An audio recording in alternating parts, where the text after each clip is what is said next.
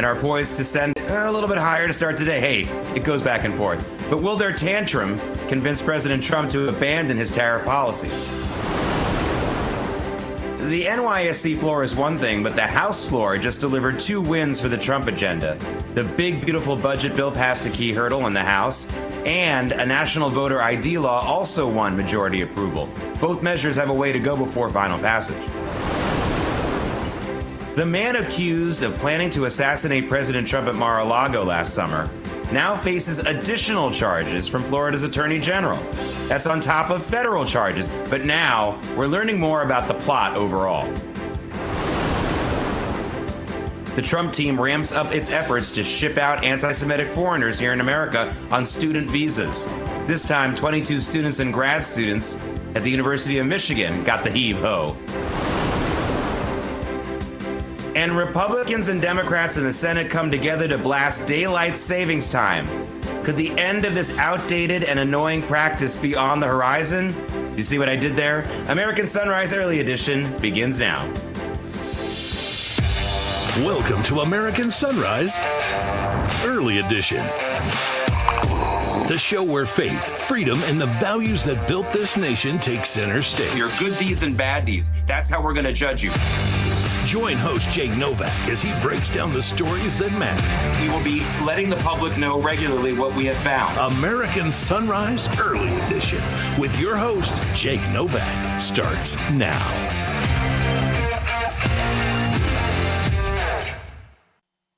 Welcome to American Sunrise Early Edition. I'm Jake Novak. It is a No-Tie Friday. It's also the eve of a lot of holidays, Holy Week, and also for everyone else in America who's Jewish, it's almost time for Passover. This is the last day where I'm going to feel casual probably for a long time. But thank you so much for joining us on this Friday. And also joining me right now is American Sunrise Early Edition political and legal contributor, Dr. James Nuzzo. And James, I hope you had your coffee this morning because we're about to take a look at the futures. You never know where it's going to go. It's incredibly volatile. And let's take a look at where we are in the markets right now. And it looks like, hey, we got green. 245 up on the Dow. Everything is green this morning, including, again, gold. We're at the $3,200 per ounce mark. By the way, gold has been the real standout. Now it is at an all-time high when everything else has been kind of down for the most part.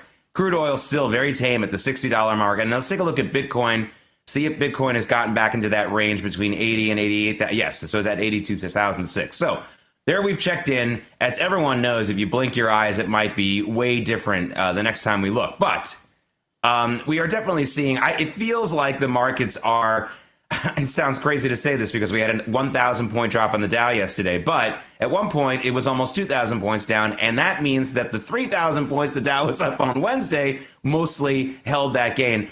Are you confident enough, Jim, right now to say maybe the markets are stabilizing a little? I'm going to say something else. I don't care. And you shouldn't care either.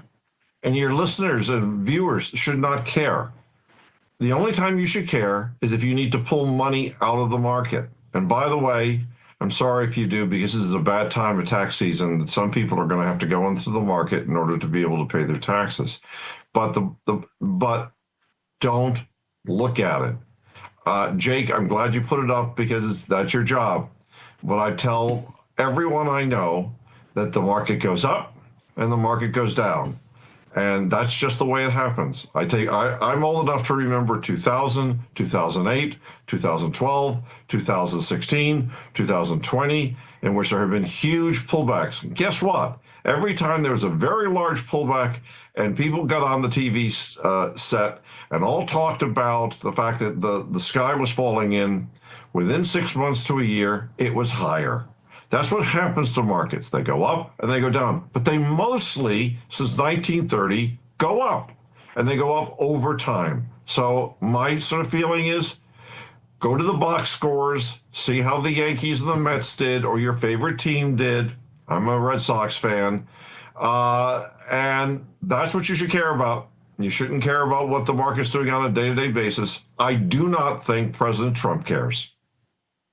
Well, look, it's one of those things where I think you can say no matter, even if you are someone who is very, very focused on the market, you have to admit that Main Street really hasn't felt anything yet. And I'm going to wait until then. And I agree with you. I think it's time to just make sure that that is our main focus. It's a country for Main Street. And the same people who have been yelling for years about how we shouldn't be kowtowing to Wall Street have literally been doing that now for about 3 weeks, yelling about, well, Wall Street says this. And these are the same people who were in Occupy Wall Street protests or in the Fight the Oligarchy protests or rallies that are going on even right now. So I just think we've got to have our concern about Main Street. But I want to shift to the courts right now, because the Trump administration had been on a little bit of a winning streak in the Supreme Court this week. First, they got a little bit of a check mark on being able to fire employees in the executive branch. You would think that was something would be kind of obvious, but they had to do that. But yesterday, we had this unsigned opinion where the court said, yeah, the Trump administration has to go and find that guy who was an illegal alien, by the way, that was deported, and bring him back to the United States. I don't think this is a huge deal. I'm sure they know where he is, or he'll be willing to come back, I guess. But honestly, Jim, what bothers me about this is I'm worried that this might send a chilling effect to ICE and other border officials who are trying to get rid of this massive amount of criminal illegal aliens in this country. And as long as the only mistake, quote unquote, mistake they make is another illegal alien who had been in the court system, had been prosecuted for a number of different things, this is really, are they really trying to make us do the little needle in the haystack or thread the needle? I don't really think this is I'm not a fan of this decision. I guess that's what I'm trying to say. Look, this decision was going to be coming because the person who was the prosecuting attorney on the part of the Justice Department basically went in there and tanked it on purpose in front of the judge immediately. If you go back and look at the transcript of the discussion that happened in front of the trial judge, he basically said, yeah, we blew it, Your Honor. I got nothing to say, and I've talked to my client. By the way, that's the government who pays you. My client, and I don't understand what they're doing.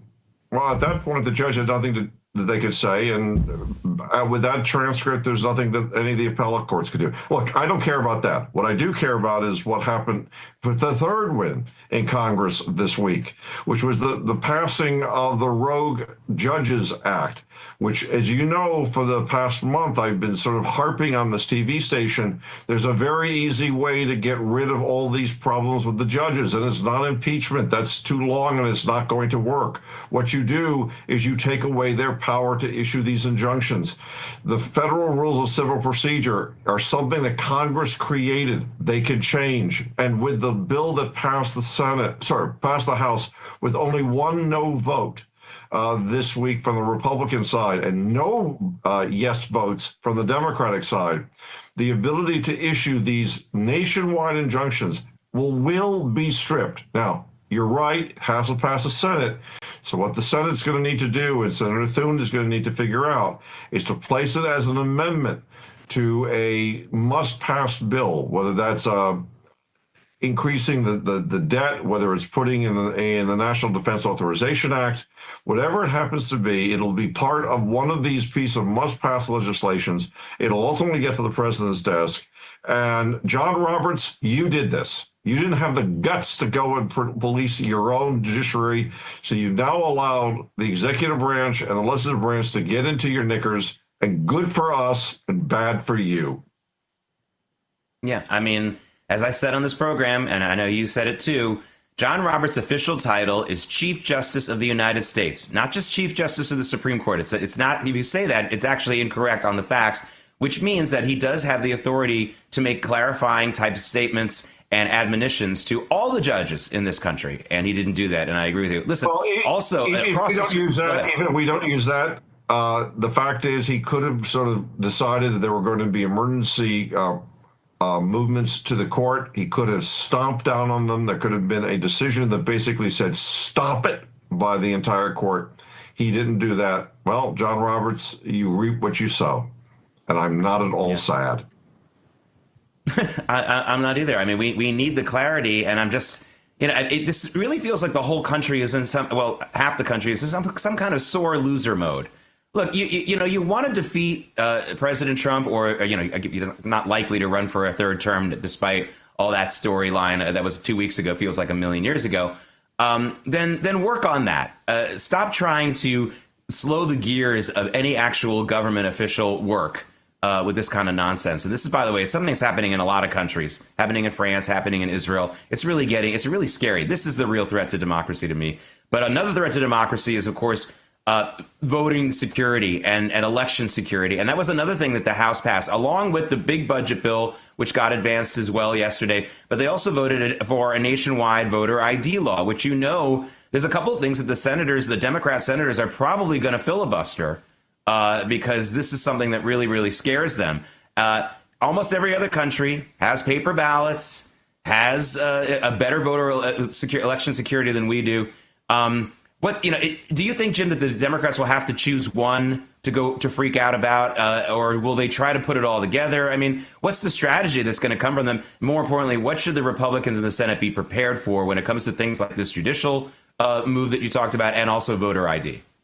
Well, they freak out. They'll freak out about everything because that's what they're doing right now. When you haven't got anything to grab onto and you're drowning, you put a piece of junk wood in the water and you'll grab onto that too. And that's exactly what the Democrats are doing. What should the Republicans do? Simple. Know that this is going to be filibustered. Know that they don't have the 60 votes and they're not going to get the 60 votes for them. But what you do is you find several bills, or always several 4 or 5 bills every year, which has to pass, whether it's the debt limit, whether it's passing the budget resolution, whether it's the Defense Authorization Act.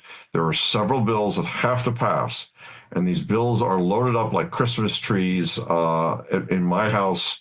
And it's going to have a lot of bulbs and a lot of other things in it. And one of the things they're going to be are these 2 bills. They'll be attached to some of these other larger must-pass bills. And that the Senate has to put through. Remember, the budget resolution basically means the Senate cannot filibuster the ultimate budget. That was the big deal. 2 weeks ago, it looked like it was dead in the House. Even a week ago, it looked like it was dead in the House because there were a number of Republicans that were going to say no, and that was going to be it. This is a huge win, not just merely for the president, but for Speaker Johnson. Speaker Johnson has grown into his role in a major way. We now know that Speaker Johnson controls the caucus and controls the House. That you could not have said 2 months ago. You can now say firmly, this is Speaker Johnson's House. Well, it's, again, I mean, you got to give him credit. I know there's people who are upset with him. Again, I urge the Republicans to take a look at the other side, the Democrats who have absolutely no democracy at all. Sometimes the Republicans have a little too much. If you want to oust Mike Johnson after he has got a year in his office, I'll absolutely be willing to entertain that. But let's let him get a year, because I think he's been getting more wins than losses. That's my opinion. If you really still hate him and you're a Trump supporter and you don't think he's going to come through, hey, give him a shot, because I think his record is something like 7-1 right now. And I would take that right now if I were a Jets fan, which I am. And please don't make fun of me. Jim Nuzzo, Dr. James Nuzzo, thank you so much for joining us. Have a happy Passover. We will see you again soon. Thank you so much. All right, coming up, with state charges now being lodged against him, would-be Trump assassin Ryan Routh is having more of his past exposed to the public. And his past is a doozy, by the way. And daylight savings really has to stink for Republicans and Democrats to agree to bash it all day in the Senate hearing. That's what happened yesterday. Is this stupid policy about to end? American Sunrise Early Edition is coming right back.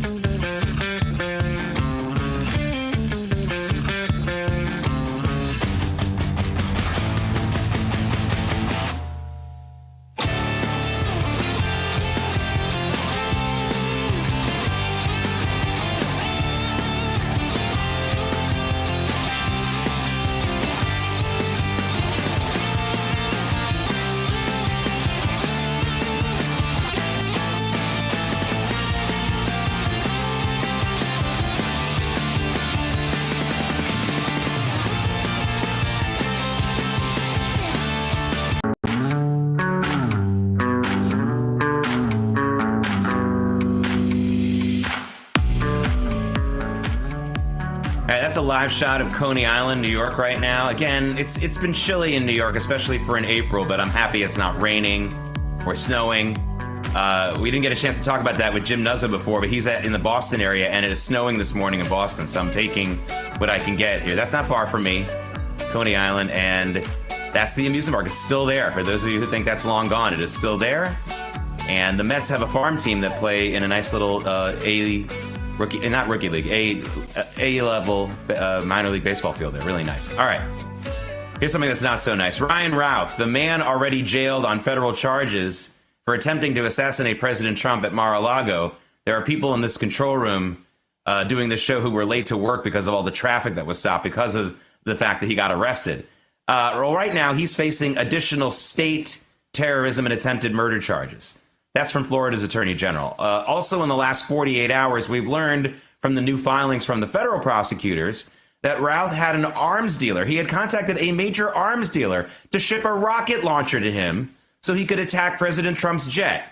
The documents also point out that Routh had previous weapons of mass destruction possession charges and was a convicted felon for possessing other illegal weapons like an AK-47.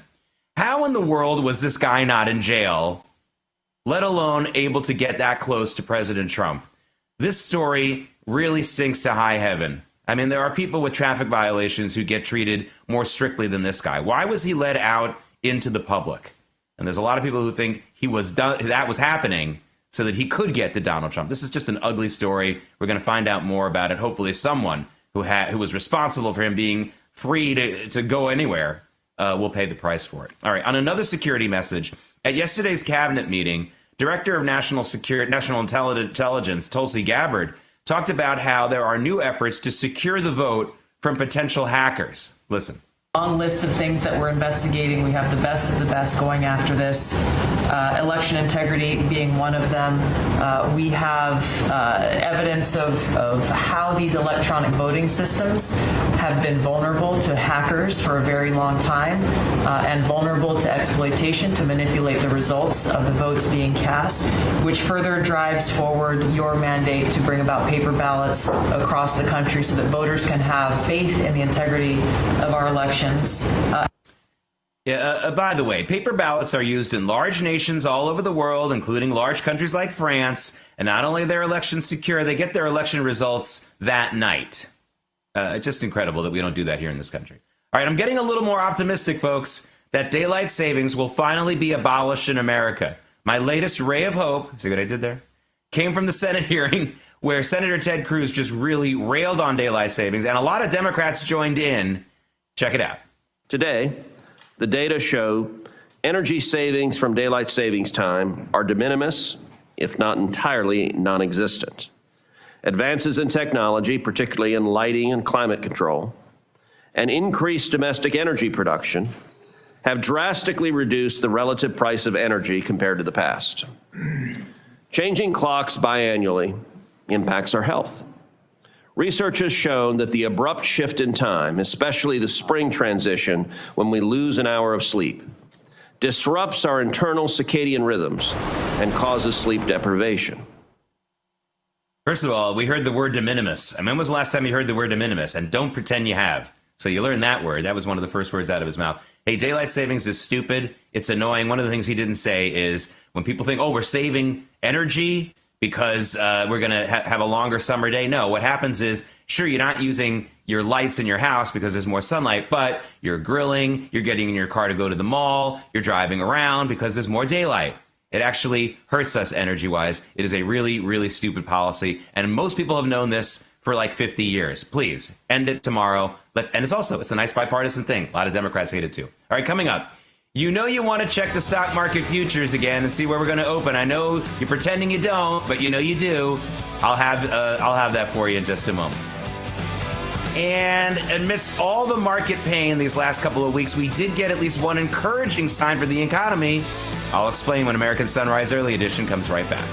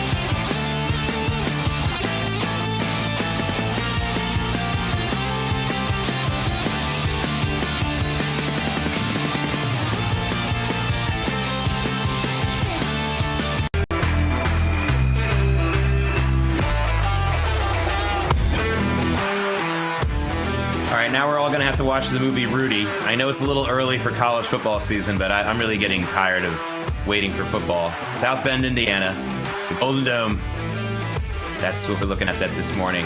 Hey, welcome back to American Sunrise Early Edition. I'm Jake Novak. Again, a special thank you for watching us and commenting on Getter and Rumble. A lot of great comments on Getter and Rumble. Let's take a look at where the markets will begin today, or at least if they open today. Remember, we've got about 2 hours before the markets open, and anything can happen. We're still up more than 200 points on the Dow futures, I should say. And again, look at gold. I'll have more to say about gold in a few minutes, but we are once again at an all-time high, the 3,200 per ounce level and change, up 2%. That's pretty impressive. Of course, silver following as well, and just a minimal gain in crude oil. So we're in a good place there. And that's where we are right now. All right, President Trump is urging Americans to be patient as he tries to even the trade playing field. And the longer the U.S. holds out, the president really thinks the better a deal we're going to get, as long as we don't panic. Here's what he said during the cabinet meeting at the White House. Deal that we like. We don't want a deal that's going to be a bad deal, or I could make every deal in one day if I wanted to. I could do this all in one day. I could just say, here's what we'll do.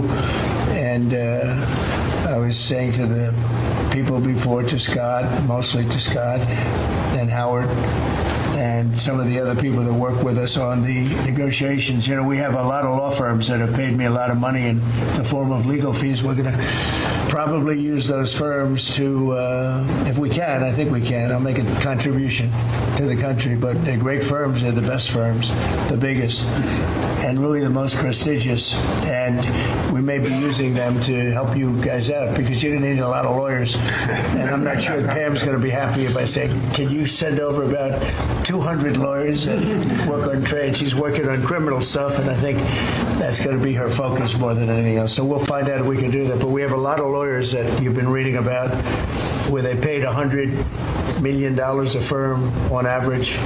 Now we have the final 4 or 5 are at $125 million. So I have a lot of legal fees I could give to you people, and we might as well use them. Hopefully I won't need that many legal fees or that much. I may.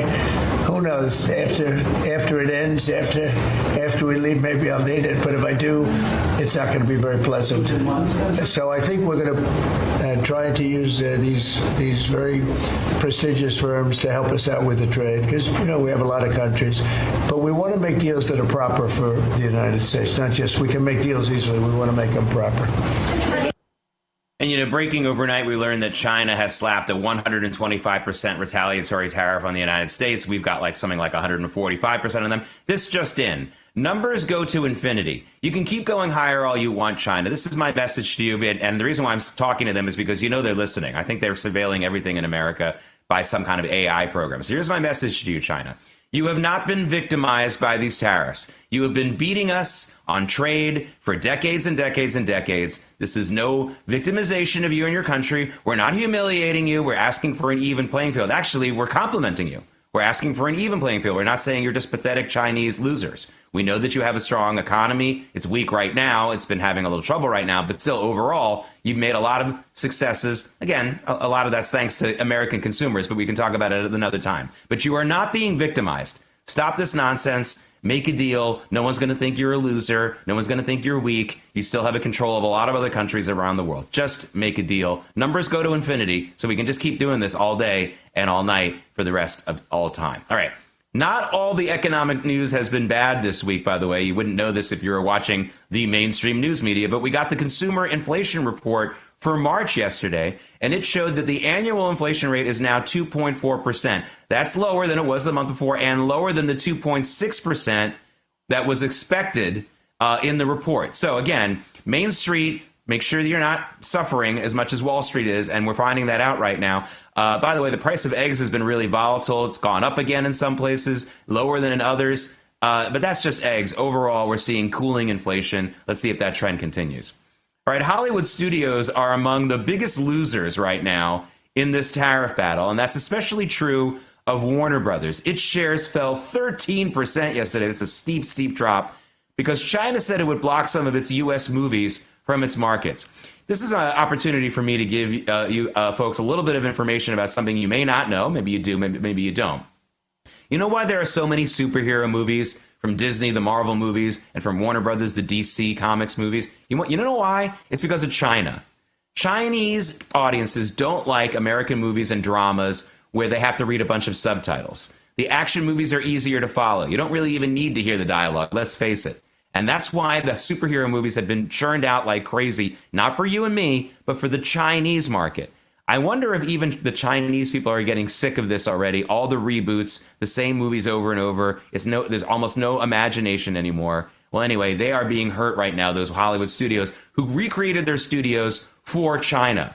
I mean, this is one of America's original, our native industry is Hollywood, and it has become just a slave to China right now, and they're hurting because of it, and maybe they deserve it. All right, time to turn the ignition and get the motors running.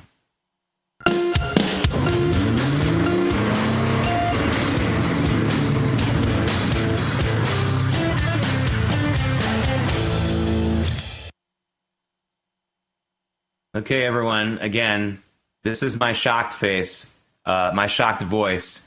Once again, we've got to look, here it is, that's my shocked face. I'm shocked because General Motors announced yesterday that they're laying off workers at its all-electric Factory Zero plant in Detroit because demand for electric vehicles continues to cool off in America. GM confirmed the move is not tariff-related, so don't blame it on the tariffs. You know, that's what the Democrats are going to do. They're going to blame it on tariffs. Factory Zero produces the all-electric Chevy Silverado EV, the GMC Sierra EV, the Hummer, there's a Hummer EV, get out of here, the Hummer EV SUV and pickup, and the all-electric Escalade IQ. It employs roughly 4,500 workers. They're laying off 200 of them. The demand for these electric cars just does not justify the ramping up of electric car production in this country. Many of us have been saying this for the last couple of years. Fine, build some electric cars, go for it. But anything more than 10% of your fleet being electric cars, if you're an American car company, seems insane, and you're asking for more layoffs. Layoffs are painful for everyone involved. I just don't understand this. The demand is not high enough for that, and I don't think it ever will be. All right, have you ever yelled at those nagging reminder notifications that you get from your car?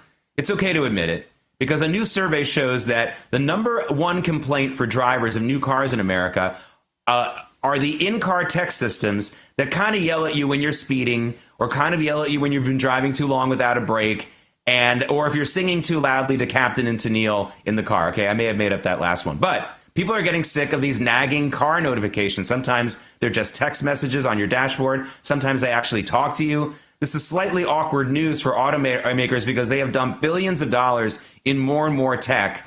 Some of it is good. You know, I like that little beep that goes off if I'm drifting out of my lane or if someone's in my blind spot. I like that. But stop yelling at me to take a break when I'm trying to get to a football game on time. And stop yelling at me when I'm going 2 miles above the speed limit. People hate that, and maybe they can tear that down just a little bit. All right, on Wednesday, I told you that Harley-Davidson CEO Jochen Zeitz was stepping down. And now we know that that decision may not have been just about spending more time with his family. That's because Harley's board member, Jared Doudreville, resigned yesterday, and he did a public letter citing grave concerns about the company, and we now know that he demanded Zeitz's resignation on April 1st. Harley-Davidson had a little trouble. Here, please, here's a little bit of advice. If you have an electric Harley, which I think they are working on, please don't. Just don't, if you want to have a recovery. And Porsche says it's in crisis mode as its sales in China have really tanked. They dropped 42% in March, from January through March, actually, a 3-month period, triggering job losses and other closures in China. At the same time, Porsche sales rose by 37% here in the United States. This is just another indicator that China's economy has been suffering. Like I said before, they have a very strong economy overall, of course, compared to other countries. But lately, the last year or so, their economy has been weakening. If you're selling luxury cars or high-performance cars like Porsches in China, it's not a good time. And that is one of the reasons why this was a good time to start trying to get China to bring down its trade barriers against us, because they can't afford it. Their economy is weaker, much weaker than ours right now. All right, tariffs have thrown the global economy into chaos. Potential widespread inflation tied to massive supply chain disruptions, it's weighing heavily on all of us. But there is a silver lining that most people miss. President Trump specifically exempted gold and silver bullion from these sweeping tariffs. While these new policies are triggering significant financial chaos, the administration preserves your ability to diversify into precious metals. If you are concerned about your savings, I encourage you to have a free consultation with a Birch Gold precious metals specialist. The first step is to text America to 989-898 and receive your free, no obligation info kit on gold. Learn how to hold gold and silver in a tax-sheltered account. Birch Gold will help you convert an existing IRA or 401k into a gold IRA for no money out of pocket. I buy my gold from Birch Gold. Is it finally time you did too? With an A+ rating with the Better Business Bureau and thousands of thankful customers, text America to the number 989-898. Again, text America to 989-898 to claim your free info kit right now. All right, coming up, President Trump gets 2 wins on the House floor in one day. I'll recap the results when American Sunrise Early Edition comes right back.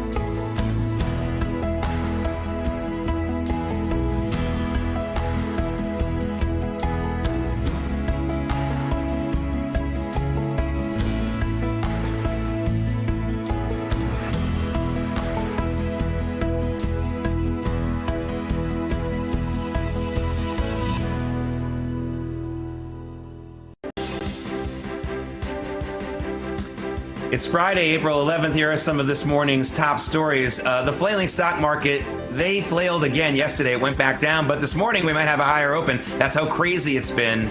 We'll see if it goes lower again today. But will the tantrum that President Trump has been having to endure from Wall Street continue, and will it make him abandon his policies? And let's go to from the NYC floor to the House floor. They delivered 2 wins for the Trump agenda. The big, beautiful budget bill passed a key hurdle in the House, and a national voter ID law also won majority approval. Both of those measures have a way to go before passage, however. The Trump team is ramping up its efforts to ship out anti-Semitic foreigners here in America on student visas. This time, 22 students and grad students at the University of Michigan got the heave-ho. And Republicans and Democrats in the Senate come together to blast daylight savings time. Could the end of this outdating and annoying practice be on the horizon? American Sunrise Early Edition continues now.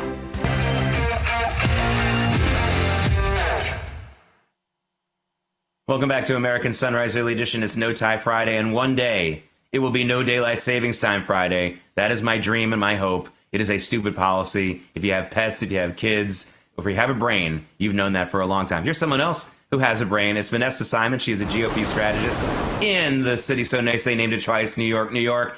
Hey, you're in New York, as I've already said now 6 times. And of course, New York is home to Wall Street, where people are having tantrums on Wall Street about the tariff policy. But so I have to ask you, even in New York City, are people really going nuts about it on the streets, other than, I'm not talking about Wall Street? And do you think that this is something that Main Street New York is really, really that upset about? Good morning, Jake. Thanks for having me. Guys, not at all. I feel like it becomes topic of conversation, but no one really knows what they're talking about. Let's leave it to the financial experts. So to answer your question, as I was on the streets of New York, as I was commuting yesterday, it wasn't conversation. And if it was, no one really knew what they were speaking about or coming from a subject matter expert. I think it's one of those things that people are just like, hey, topic of conversation, but nobody is speaking intellectually about it, if that makes sense. Yeah, I mean, here's a rule of thumb in life. If someone comes to you and says, hey, I'm concerned about something, I wanted to let you know about it and talk about it, that's fine. But when they grab you by the lapel and say, why aren't you going crazy about something? That's really not a good person to listen to. Sure, they might be right once every 100 times they do that, but you've got to get that kind of you need zen in your life. You need to get those people out of there. If you're watching news programs that are trying to get you to panic or go out with pitchforks and torches, which is something that we've never done on this program. There's a lot of stuff that I think is important and frightening and important for us to address, but I'm never asking folks to go out and go in and be like a mob mentality and burn a Tesla or something like that. So it's a good rule of thumb. Here's something that we can celebrate, though, and not get angry about. President Trump got that big budget win yesterday in the House. It's going to advance the big budget bill. Hopefully, it'll come with some more spending cuts to come. And then there was other thing that I think was really interesting. And again, I need your New York perspective because this show isn't just about New York, but it's the big cities that I'm really waiting for their response to this. We also had a voter ID law, a proof of U.S. citizenship law that passed the House. Obviously, it's not law yet for the whole country yet. But you know, Vanessa, it's going to be the politicians and the activists in New York City who are going to tell us that it's the end of the world, that we're actually asking people to show that they have a right to vote before they vote. What are you expecting in pushback from this? I mean, we've got hysteria box checked. What do you think is going to happen? Absolutely. People go crazy over it, and I'm baffled. I don't understand why. I can't wrap my mind around it. I remember in the November election, the gentleman standing in front of me pulled out his ID. And here in New York, you don't need to. But the person working the polls didn't correct him. And I'm like, sir, you don't have to. And it's like process-wise, the pollsters don't really know what they're doing. Here, it's absolutely needed. We're talking, you need, obviously, your ID when you're going to purchase alcohol. I don't understand why it's okay to show up to a poll site and just give your address. I could be pretending to be Jane Doe as long as I know Jane Doe's address. But it doesn't make sense that people don't understand why not verify I am who I say I am. And then on the contrary, Jake, when I ran for office, in the voter book log, you literally have tons of people that are still on the log that have either moved or are deceased, but they're still registered as a voter within your district. So it's one of those things that I don't think people understand process-wise why and how it's so important to have your ID. Anyone can pretend to be you as long as they know your address. And why aren't we verifying that when people are showing up to the polls? It is incredibly important. It's your right to vote. And it's one of those things where it's a no-brainer, but I agree with you. Mass hysteria is going to happen over it. And I don't know why. Is it a left thing? Is it the hypnotizing of the left? It's like, oh, no, we can't have our ID. But more to come on that. Yeah, listen, one of the things that we have to undermine right away is the beginning of the argument. Whenever anyone has that pushback on voter ID and they talk about how this is not happening in America, there isn't voter fraud. Look, winning an election, no one is going to deny, winning an election is a thing of value. And these days, I think it's a thing of increasing value. There's never in the history of humankind be something of value that people didn't try to steal. So if you're telling me that no one is trying to steal an election, it's just counterintuitive. It's not counterintuitive, it's counterfactual. It's telling you that 2 + 2 = 5. If something is valuable, then there will be people who try to steal it. It's as simple as that. That's not saying that human beings are bad. It's just something that's normal. And when you have someone starting their argument with a counterfactual like that we have thousands of years of history to disprove, that's a bad start. All right, Vanessa, the Supreme Court handed Donald Trump some victories this week. Most notably, he was given the right. Wasn't given the right. He's always had the right. It was affirmed that he has the right to fire federal workers. But at the end of the week, we found out that the Trump administration is going to have to go and get this guy from Maryland, who was an illegal alien, by the way. It's not like he was here in this country legally. And he had a rap sheet, by the way. But he wasn't the guy that they were specifically trying to deport. So now they're going to have to go find him and bring him back. By the way, his own country says he was MS-13. A judge here in this country said he was MS-13. Maybe he's not. But honestly, is this going to work? I mean, again, in New York City, we see migrants on the streets everywhere, and maybe it's gone down a little bit since the winter came in and President Trump got elected. But can we really ask ICE to be this meticulous? I mean, the guy was still an illegal alien after all, right? Jake, to us, I think we're speaking in a vacuum here, because I get what you're saying. I don't know why no one else is. And being in New York City, absolutely, like there still is a migrant issue. So this to me is yet another example of the absurdity that's happening, where it's like, you said this gentleman has a rap sheet. It's a no-brainer. Keep him out of our country. I don't understand what is so different about the left and kind of the machine and legacy media, where it's really confused people, where it's like it should be a 1 + 1 = 2 on this. This is a bad guy. He's not a U.S. citizen. Yes, it wasn't the guy they were targeting, but it's like, hey, you get a 2 for 1 special on this one. You get to send him away. So it's really confusing to me. I don't understand, and I hope an end to this, and in more time, in due time, with the Trump administration, more clarity, some more common sense, my favorite phrase, comes into the minds and hearts of Americans. Because this one, for me, I don't see why it's on the arguing table at all. Yeah, and they keep referring to him as a father. So Al Capone was a father too. I mean, enough with the father stuff. Anyone can be a father, and he might have even been a good father. It doesn't matter. If you can't do the time, then don't commit the crime. Hey, Vanessa, this is the first time we've had you on the program ever since that Wisconsin Supreme Court election, and also last weekend's big hands off our government protests. Looking at those two things that happened over the last 10 days, again, the mainstream news media is going real crazy about this, like, oh, this is a great sign for the end of Trump's influence in this country. That aside, though, we know that they're hyping it up without any real data behind it. But from your perspective as a GOP strategist, does this give you any concern, or more than just concern, how do you think this shakes things out for the 2026 midterms that are, I wouldn't say they're around the corner, but that's definitely on the horizon? I think this is the first of the hype kind of noise that the left begins to churn out. Similarly, I want to make the comparison to when Kamala was running. And for like 2 weeks, it did kind of seem like Armageddon. But what they actually did is they kind of faked it out, the support, showing all the crowds. And that's kind of what the media does. But in actuality, I feel like there's nothing that we have to worry about. Those of us that voted President Trump in are confident in, promises made, promises kept, like he will deliver. And I think this was just part of their strategy to really drum up the, excitement and like, oh, yes, like the tides are turning. America's angry. But we'll show up to the polls. And that's all that matters.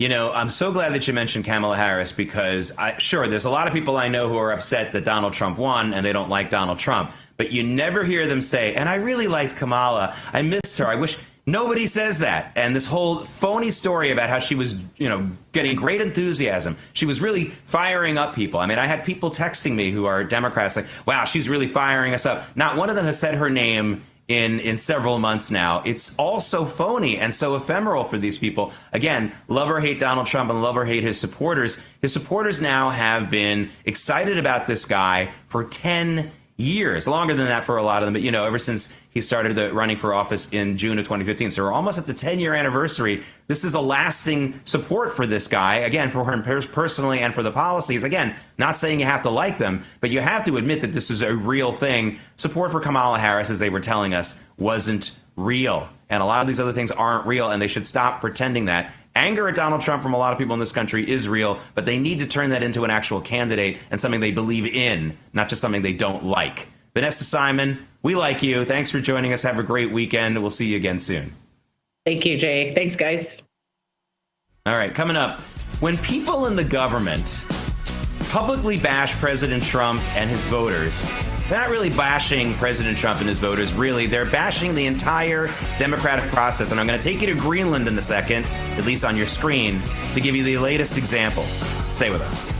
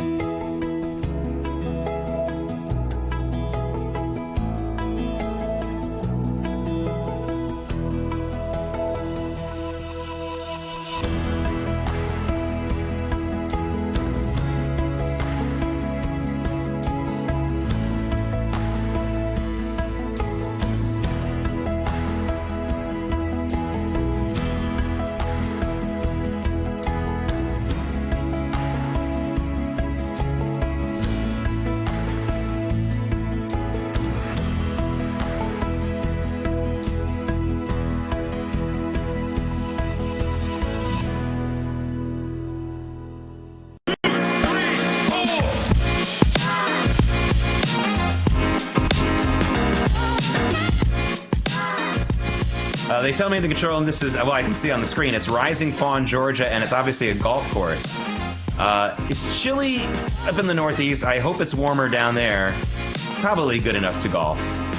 And you see that sun in the background there coming up. That's perfect for the show. American Sunrise, early edition. Hey, I got David Brody with me here, and I want to again break down something here. I'm not against First Amendment rights. I'm not against people who have convictions. It's just that this is getting a little old. The latest person in the government who's supposed to be loyal to the president, and by loyal I mean not necessarily bowing down, but literally there's a chain of command. Her name's Colonel Susanna Myers. And after Vice President Vance went to Greenland and talked about how Denmark isn't doing enough to pay for its own defense, which everyone knows this is an objective fact, because even the members of NATO have admitted that they need to spend more, and some of them have since President Trump's first term, she went around and sent a bunch of emails around saying, well, what the vice president said is not representative of this base. What are you talking about? It's a U.S. military base. You are a colonel base commander. You want to say that privately off the record to someone, fine. But, you know, David, my point is this is not 2017 when the news media made a celebrity out of everyone who said something bad about President Trump, whether they were a sheriff or a member of Congress or somewhere in the government. I mean, this woman is not going to be remembered. I don't think she's even going to be remembered today, let alone tomorrow. Enough with this already. I don't really see why she needed to send the email out and publicly say, I don't agree. I mean, it's not like J.D. Vance and President Trump ordered her to invade Denmark. This isn't a General MacArthur kind of thing. Well, what's going on here? Right. Well, a couple of things. First of all, yeah, maybe she should check in with Jim Acosta and Joy Reid that it doesn't work well. It doesn't work out well for you when you go for the anti-Trump position, especially, oh, by the way, makes it worse for her because she's, wait for it, in the chain of command, unlike Jim Acosta and Joy Reid, who are now exiled, if you will. They tried to make it all about an anti-Trump situation, and they're gone. In her situation, what's interesting to me here is that like just take a corporation, right? I mean, what if the CEO of X corporation said, this is our policy, this is what we're doing, and then all of a sudden the Greenland office decided to chime in and say, well, corporate may think that way, but here in Greenland, our office of about 22 people and an Eskimo have decided that we're actually not going to subscribe to that. I mean, really? You'd be fired. It's the same thing here. I mean, it's the same type of deal. It's insubordination. So it's just kind of like a basic level. Take Trump out of the picture for a second. What are you doing? I mean, you want to get fired? Knock yourself out. That's a surefire way, pun intended, to do so, Jake. Yeah, I mean, and, you know, again, there's going to be some people. So this is what I predict. I think actually most of the mainstream news media is not going to pick up the story in a big way. They'll all cover it, but I don't think they're going to make it a major story. So she's not even going to get attention for one day. But for those who do, there's going to be people who compare her, like I said, to General Douglas MacArthur. Let me disabuse anyone who's going to go down that path. Please don't do that. General Douglas MacArthur was our greatest strategic general in the history of this country. It's a little bit of a cottage industry for me. It's a little bit of a pet project for me. I have been interested in MacArthur ever since I was a young boy. My uncle was his top interpreter, Japanese interpreter in World War II, so I have a personal connection to him. And guess what? He should have been fired. Not because his policy was wrong, but because he spoke out directly against what the president was saying. So that was a justified firing. So don't try to compare her. And this is, what was she doing? She was sending emails to the people of Denmark. And listen, Denmark has great food and is a beautiful country. They're not going to take her as a citizen. She's not going to get hired by the Danes. My point is, I knew General MacArthur. You're no General MacArthur. Yeah, that's right. Wait, are you being Lloyd Benson at this point? I think you've decided to be Lloyd Benson. That's very impressive. Yeah. You know, we're old. The fact that we both laughed at the Lloyd Benson joke, and you know, there's millennials and Gen X going, what are you talking about? Actually, no, that's not true. A lot of them do know if they Google it, because everything on the internet's true. Jake, we got a big show coming up today because I've just proclaimed it a big show. It might not be a big show. It might be the worst show ever in the history of television. But I've decided it's going. No, it's going to be a great show. I know it will be. My mother hopefully will be watching, Jake. That's right. And hopefully my dad will stop bashing me on X. I'm Jake Novak. I'll see you again on Monday. American Sunrise is a great way to start your morning. Join us Monday through Friday from 8 to 10 a.m. Eastern Time. We've got the news of the day and some compelling interviews that you don't want to miss. Here's what you missed from yesterday. The energy is high after yesterday's tremendous swing up. That was just wild. It appears that what's happening right now was intentional. President Trump basically reversing the tariffs yesterday and saying, okay, I'm going to put a 90-day pause on most of the significant tariffs and we'll still keep the 10% in. This is the art of the deal. I mean, it really is. I mean, he got all of these countries to say, Mr. President, we want to renegotiate. Okay, so we'll pause it, renegotiate. The landscape becomes fairer. And oh, by the way, they basically take China and put them in a separate, as we've talked about, a separate sphere and make them the boogeyman. Every country in the world who wants to come and negotiate, we are willing to hear you.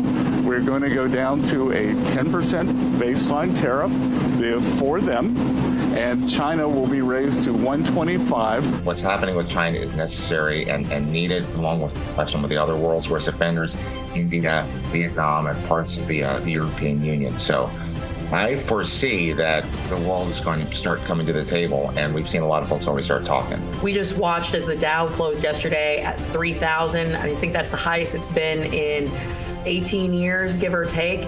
I mean, really, we have been playing a game of chicken for decades with one arm tied behind our back. Our American manufacturers have been at a competitive disadvantage for decades. And while everyone is for free trade, it needs to be fair.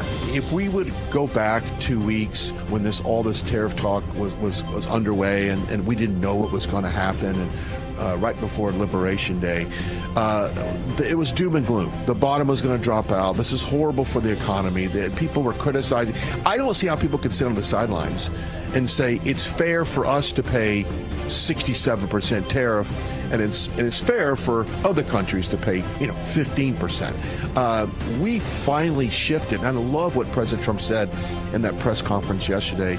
This is what should have happened 40, 50 years ago, and it didn't. The only way that China prevails in this contest is if it gets Trump to back down. Now, Trump knows he holds all the high cards, but the idea is the Chinese are trying to influence elements in the American political system to force Trump to back down. I just don't see it, because our president is not going to be intimidated by Xi Jinping anymore.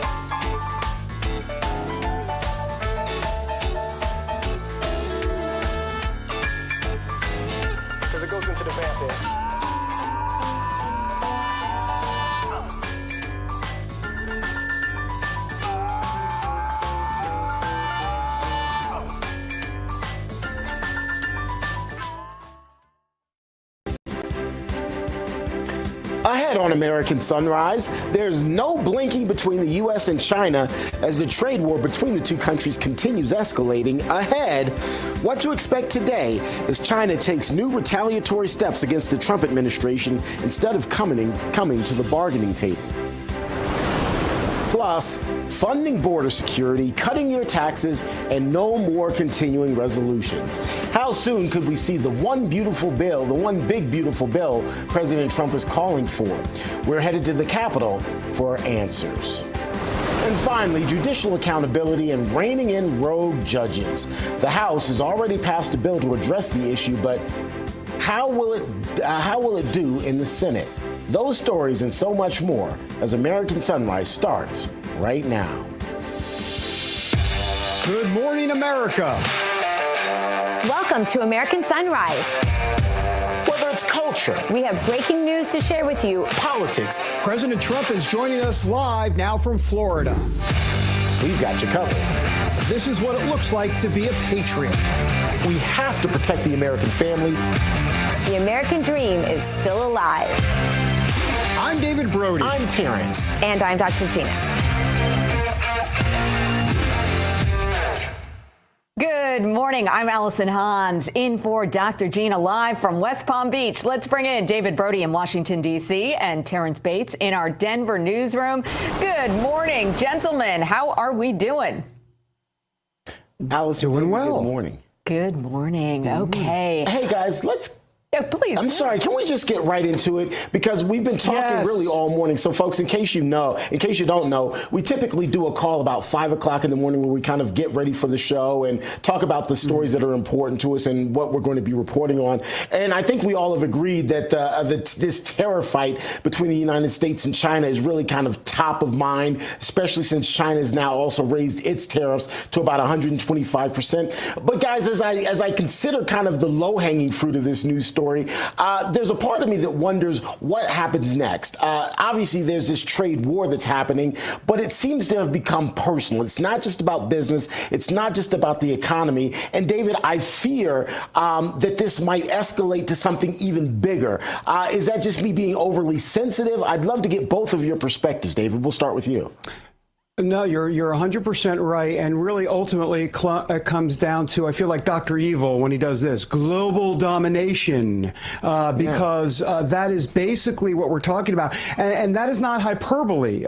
China has said by 2049, they want to be the global preeminent power in the United States, in the world.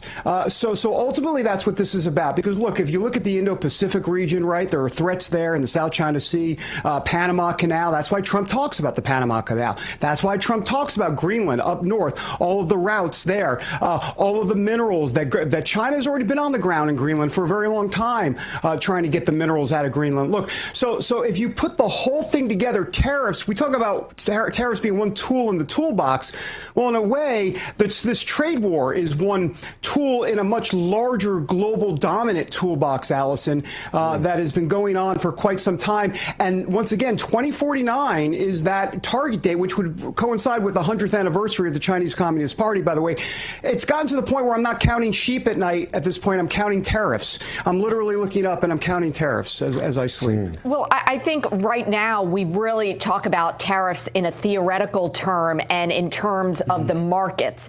And I think what's going to be interesting is that a lot of the products that come into the United States, the inventory is here for the next 30 to 60 days. So we're not going to see those prices go up on those products that have come in from China probably for another month or two. And the question becomes, when those prices go up, how is the American public going to respond? And I think that is another thing that we need to think about, our approach as a country, and whether we can come together as Americans and say, okay, yes, these prices are ridiculous.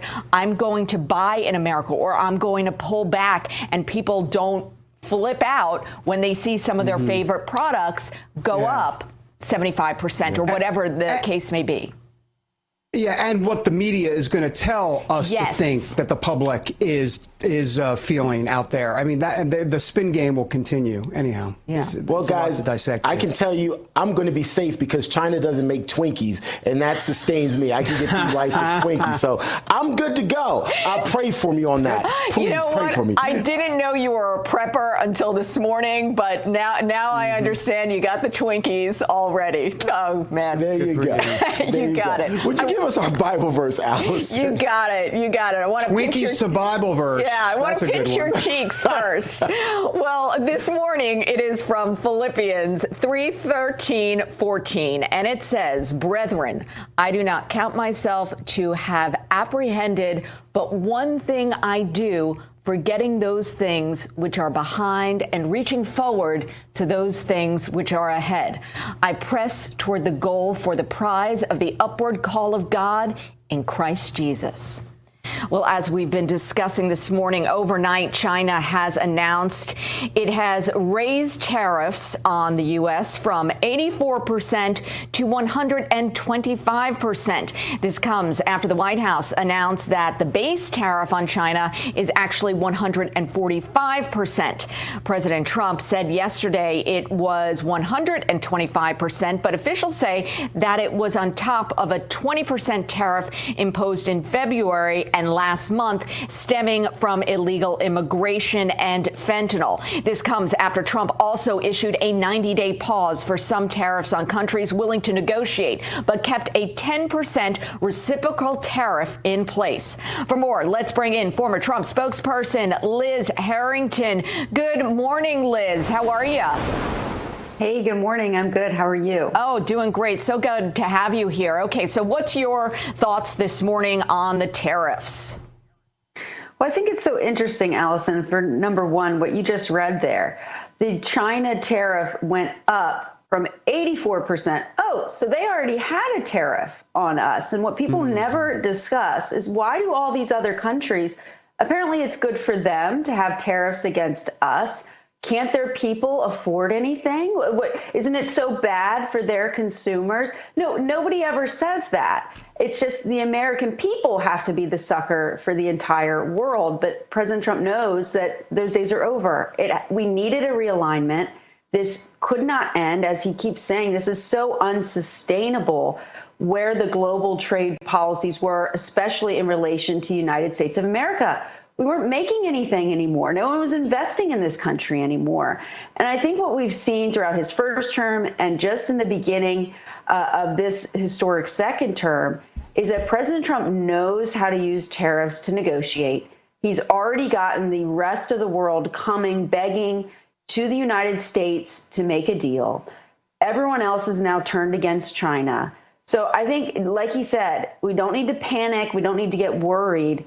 We need America to be strong fundamentally. And that's what this is about, getting all those resources back so we make important products here and can be self-dependent. We cannot be dependent on China, as we saw throughout COVID and everything else. So I think all of these policies kind of work together. We don't need to panic about them. And know that there's a lot of smart deal making that's going to be happening right now and in the near future. Liz, I'd love to get your perspective on the conversation we were having at the beginning of the show about whether this current face-off between China and the United States is potentially a pretext to something bigger. What are your thoughts? Is this really just about tariffs and trade, or is this potentially a pretext leading up, an entree, if you will, to something bigger? Well, I don't think it's just about tariffs and trade, even though it's a huge part, right? All of that, what I said, it was unsustainable. It needed a realignment. We need to bring all these resources and jobs back to the American people. And the middle class, working class has been decimated for the past several decades on this, fake notion of free trade when it wasn't free. It cost us a lot. But I think there's a lot more going on as well. I mean, like you said, China, like David was saying, China wants to be the dominant world power. They're involved in a lot of things that are anti-American, that hurt, our country, that hurt the global standing around the world. That needs to change as well. So I think there's a lot going on. You have fentanyl, You have so many different things that they're doing. And it's not just about the tariffs. When you look at the whole trade aspect, they don't deal fairly whatsoever with our companies. They don't play fair. This is about getting a level playing field. And previous presidents and previous administrations just let them get away with it. That can't happen. So America has to be strong going forward. And I think that's really what this is all about. And if you're going to make America great again, we have to bring our manufacturing back here. It's a huge part of it. Liz, real quick, we got 30 seconds, but the House did a lot of stuff yesterday. We got the budget resolution, obviously a big deal. They also passed that Rogue Rulings Act, but regarding the judges, basically stopping district judges from passing national injunctions, injunctions nationwide. What's your take on that? Because it's going to be tougher in the Senate. They got to hit the 60-vote threshold on that.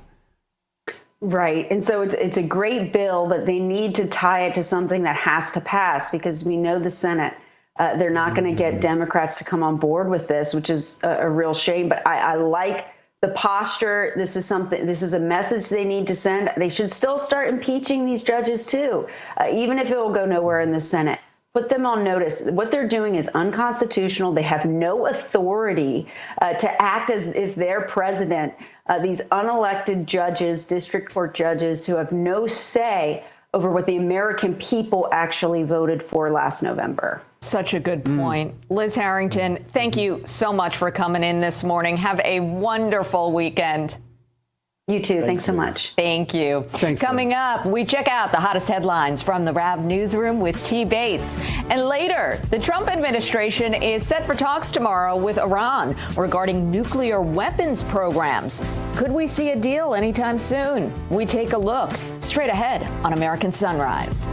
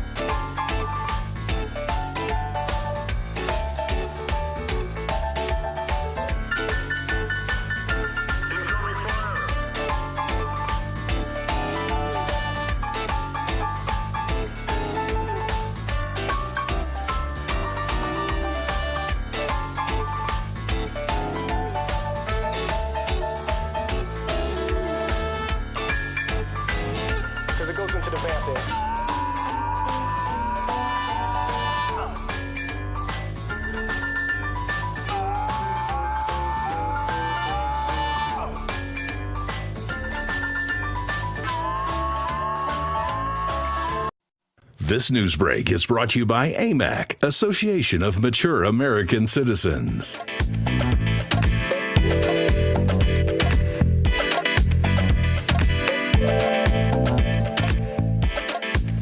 Rising Fawn, Georgia. That's a great name of a town. Rising Fawn, Georgia. I'm just going to keep saying it. Rising Fawn, okay, stop. Welcome back, everybody, to American Sunrise. I'm David Brody. Speaking about stopping, how about Iran stops making a nuclear weapon? They are literally weeks away, some say days away, from completing the process. Talks this weekend between the United States and Iran, unprecedented. I shouldn't say unprecedented, but it hasn't happened in a very long time. What will it look like? What will the discussions be? We'll discuss that in a moment. First, though, T. Bates standing by with the latest headlines from the Real America's Voice newsroom, sponsored by AMAC. The Association of Mature American Citizens is the conservative voice for Americans 50 and older. AMAC is fighting for the values that you hold dear. Join today. Together, we can right the course of America. The game of chicken involving tariffs between the United States and China is ratcheting up as neither side is blinking.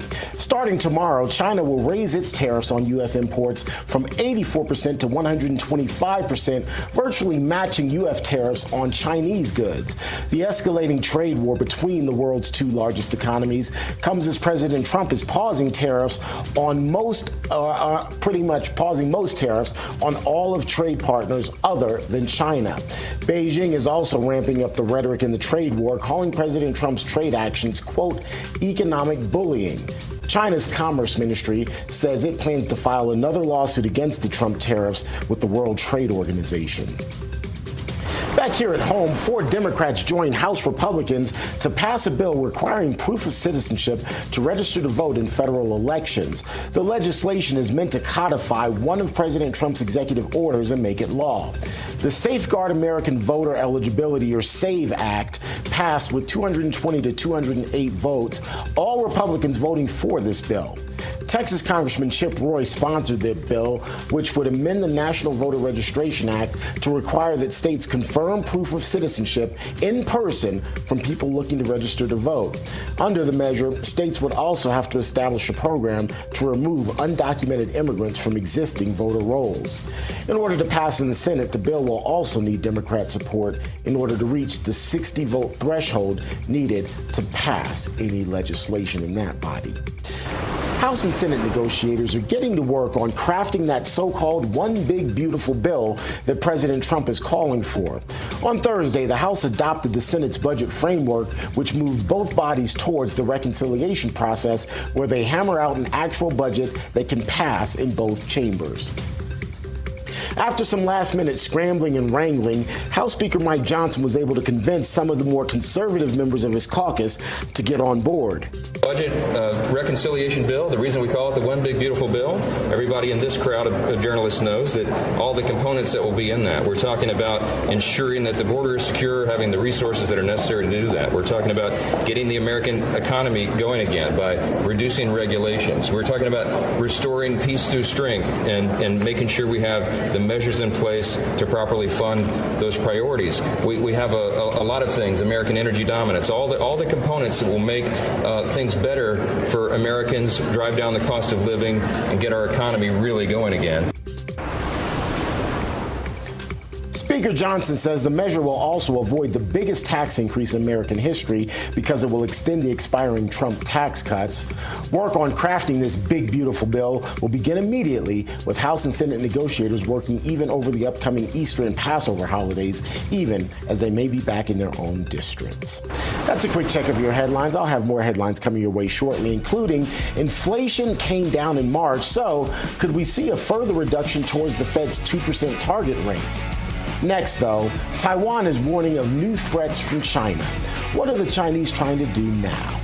We'll bring you the latest on that story as well. Right now, let's get a quick look at this day in history.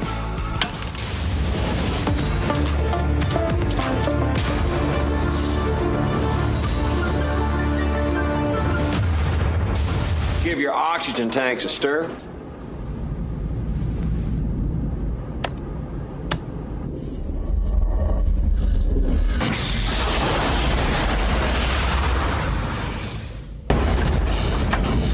What did you do? Nothing. I stirred the tanks. Whoa. This is Houston. Say again, please. Houston, we have a problem. Yep, it was on this date, 1970, that Apollo 13 was launched to the moon, but a problem occurred when an oxygen tank exploded on the evening of April 13th, and with that explosion, the new mission objective became to get the Apollo 13 crew home alive. For the next 3 days, 3 astronauts, Jim Lovell, Fred Hayes, and Jack Swigert, huddled in the freezing lunar module. Mission Control spent this time frantically trying to develop a procedure that would allow the astronauts to restart the CM for re-entry. It was on April 17th that a last-minute navigational correction was made, and just before 1 p.m., the spacecraft re-entered the Earth's atmosphere.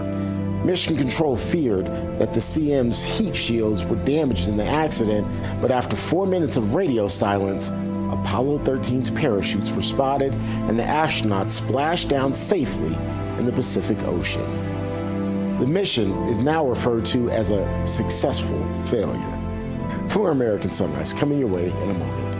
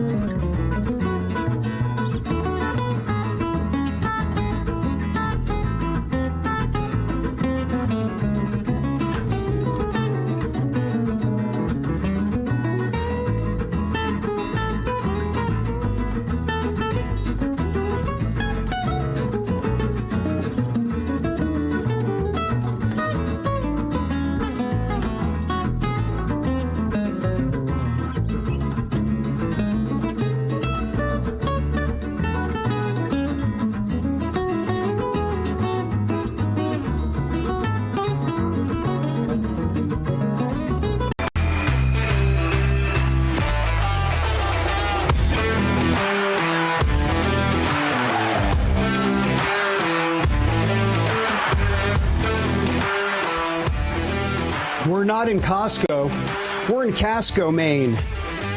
Nice, beautiful looking shot there. Welcome back, everybody. Hey, a quick note from the chat. Beach lover, happy birthday to you. We saw in the chat you're getting a lot of birthday love. We wish you here a happy, let me give you one more happy birthday from here on Real America's Voice and, of course, American Sunrise. Appreciate you. Thanks for tuning in the chat, all of you guys in the chat. All right, welcome back to American Sunrise. President Trump repeating threats of military action against Iran if it does not agree to a nuclear deal. Trump says Israel would be leading the military action if it came to that point. Trump has made clear that Iran cannot be allowed to develop a nuclear weapon. Talks, by the way, set for tomorrow in Oman between the United States and Iran. That's a big deal, folks. For more, let's bring in retired Army Colonel John Mills. Colonel Mills, thanks for being here. Boy, we need your expertise on this. Look, a few weeks ago, Trump sent this letter to Iran, and we understand in that letter he gave them a 2-month deadline on this. Now, Axios is reporting this morning that Iran is considering proposing an interim nuclear agreement before any sort of comprehensive deal would go through. So what do you think? I mean, how is this going to go over this weekend? And good morning to you. Hey, good morning, David and Terrance and Alice. And well, if Axios said it, it must be true. So, right. You know, several factors on this topic. One, Iran is terrified of meeting the Trump administration face to face on this topic, that they'll get absolutely chewed up and run over on the negotiation, which they will. 2, China is essentially holding a gun to Iran's head and saying, don't you dare give away the farm. 3, they're having the meetings in Oman, which is the transit point for all the missiles going to the Houthis. So Witkoff is going to be looking out the window of the negotiating room, wondering why all those tractor trailers are rolling by southbound with missiles for the Houthis. And 4, I was just talking to a person of stature in the administration yesterday, and I said, look, we've been talking about this for 30 years with Iran. I think it's prudent to presume at this point in time, Iran has 20 to 50 nuclear warheads, likely of North Korean origin. And now, are they safe and reliable and trustworthy? Totally different question. But I think at the 30 years of saying Iran is 5 minutes away from having a working nuke, or they just one more turn of the screw and they'll have that working nuke. It's been 30 years we've been talking about this. Yeah. Colonel Mills, so you laid out 4 interesting points, but I have to admit, I'm still stuck on the China point. The fact that you're saying that they potentially could influence some of the talks happening in Oman in terms of having the ear of Iran. It leads me to the bigger question about China. It's really being a threat right now regionally. Obviously, there's the threat to the Philippines. Taiwan is a consistent threat. Secretary of Defense has raised concerns about China's buildup in Panama. And now we're in this trade war, if you will, with China as it has just ramped up its tariffs to 125%. It seems to me that the trade war is really the lesser of the evils, that there's more happening behind the scenes, and it almost feels as if China is trying to run a misdirection football play as it focuses on some of the more sinister issues. Well, absolutely, Terrance. And the 1, 2, 3 punch of the Trump administration is rightly in the economic instrument of national power, as it should be, because cutting off de minimis, doing all these tariffs is devastating to the Chinese economy. For 50 years, I don't like to use that term. We've been living off cheap stuff from China, and the cost has been destruction of our society, loss of jobs, a marriage rate down, birth rate down, et cetera, et cetera. So this is so important. And you got to look at Iran as a colony of China. North Korea, Russia, Iran, Venezuela, South Africa. They're all colonies in the world on fire that Xi has set, and his goal to topple America. He didn't count on Donald J. Trump returning to office and getting punched in the face daily. Wow, Iran as a colony of China. That is a really fascinating way to put it. So I'd like to get your perspective on what Taiwan is to China. Let's take a look at this Fox headline. Taiwan's president targets China influence and kicks out pro-Beijing agitators amid rising tensions. So can you set the table for us regarding Taiwan, where China stands and where we stand? Well, first of all, in this neighborhood of the world, the real game is going on in South Korea as a communist coup is in progress. Now they have snap elections on, I think it's June 3rd. They just threw out President Yoon. We got big issues there. So as we're focused on Taiwan as we should be, and the Pacific as we should be, watch South Korea. But with Taiwan, Lai is doing a great job of weeding out the little green men who are really on the payroll of the Chinese. And it's the legacy KMT party. They're corrupt. You can't trust them. And they think they can cut a deal with China and hand over Taiwan. But let's just be historically accurate. Taiwan has never been part of the mainland. Historically, that is factual and accurate.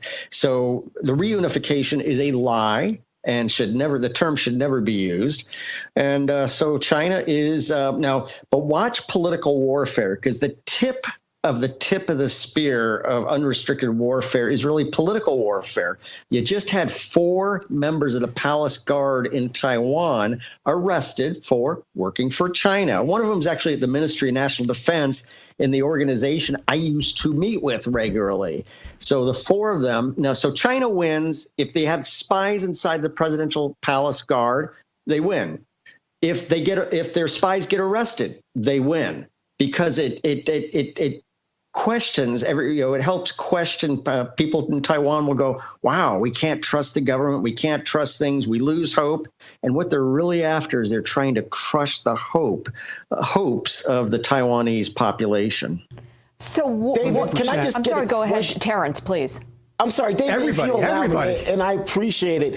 Colonel Mills, I'm sorry, as I'm listening to you, I'm wondering if you foresee any sort of military mobilization involving the Chinese and then a counter mobilization involving the United States. I guess what I'm really asking, are we burgeoning on some sort of war, at least military face-off? Well, the Chinese are also demonstrating military capability by that they have demonstrated they can conduct a quarantine of Taiwan. And that's the legal difference between quarantine and blockade is very important because people will use the term blockade. We quarantined. China studies everything we do. We quarantined Cuba in 1962. We did not blockade. There's a very important legal difference. So China has demonstrated an ability to quarantine. Now we have Secretary Phelan for Navy. We need to rapidly grow our Navy and Air Force to counter this and create that alliance. And that's why they're trying to topple South Korea, because if you have South Korea, Japan, and America on the same page, and the Philippines, let's not forget our Filipino friends here. If we're all on the same page, that is huge deterrence to China. Well, I know we got to run, but Allison, you're threatening potentially going to anchor jail here. But do you have 30 seconds? Because I know if we go over here, go ahead. Very quickly. So what is that difference between a quarantine and a blockade? Very quickly. Yeah, blockade is an act of war. In the law of war and international conflict, that is an act of war. Quarantine is not an act of war. It just says, hey, we're going to stop this ship and we're going to inspect it. And just if there's stuff we don't like on it, we're going to hold it or seize the ship. Two totally different things. That's why the Kennedy brothers said, okay, we have to quarantine Cuba. We can't blockade it. Very interesting. Got it. Thank you for clarifying that. Anchor quarantine. I'm out of here. Quarantine is all. Yeah, quarantine is also something liberals did during COVID, but that's a separate issue. That's true. Colonel Mills, thank you so much for joining us this morning. We appreciate you. Thanks. Thank you, Allison, Terrance, and David. You bet. Have a good one. Coming up, how will the markets react today to the escalating trade war between the United States and China? We will have the latest and analysis. But first, everyone looks forward to retirement. But is it actually a healthy choice? We have the shocking news next on American Sunrise.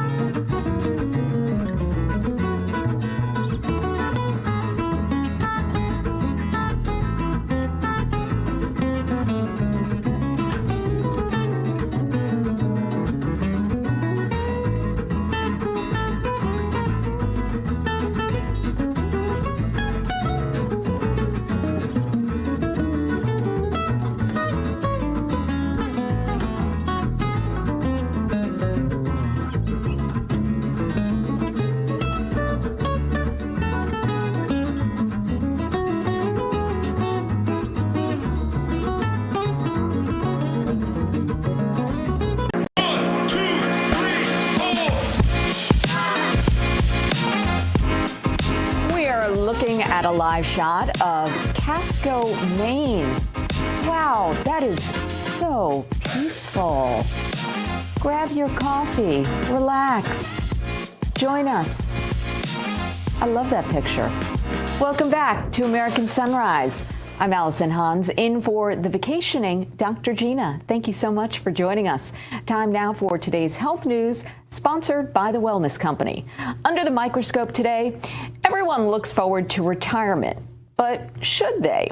A longevity expert suggests retirement might actually not be healthy for you. Dan Butner suggests that people who retire are more prone to loneliness, lose their sense of meaning, and have lower energy levels. Butner attributes that to people feeling like they lost their sense of purpose after they stopped working. He also suggests that people need to find enjoyment in their work, and if they can't, it could be a time to find a new line of work. Work provides people with structured opportunities to socialize and keep them engaged. Well, it is a new day in America and a new administration in Washington, D.C. There's a lot of excitement and optimism about the future. But the reality is there's a lot of work to do, especially when it comes to fixing our broken healthcare system. The truth is that the forces that are responsible for breaking our healthcare system aren't going to simply go away.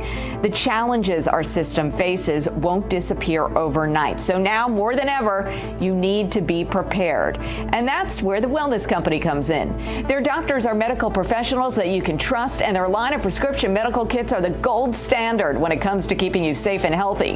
Whether it's the medical emergency kit, the contagion kit, the first aid kit, or the travel kit, these prescription kits contain an assortment of life-saving medications and guidebooks to assist in the proper use of these medications. From the flu to strep throat, from COVID to the bird flu, from a trip to the beach to a trip overseas, the Wellness Company has a prescription kit designed to keep you and your family safe. Make America healthy again starts at home. Do your part and protect the health of you and your family. Go to twc.health/RAV today and order. That's twc.health/RAV and use the promo code RAV to save 10%. Now, back to tariffs and David. Yes. What did you say the other day? As the tariffs turn?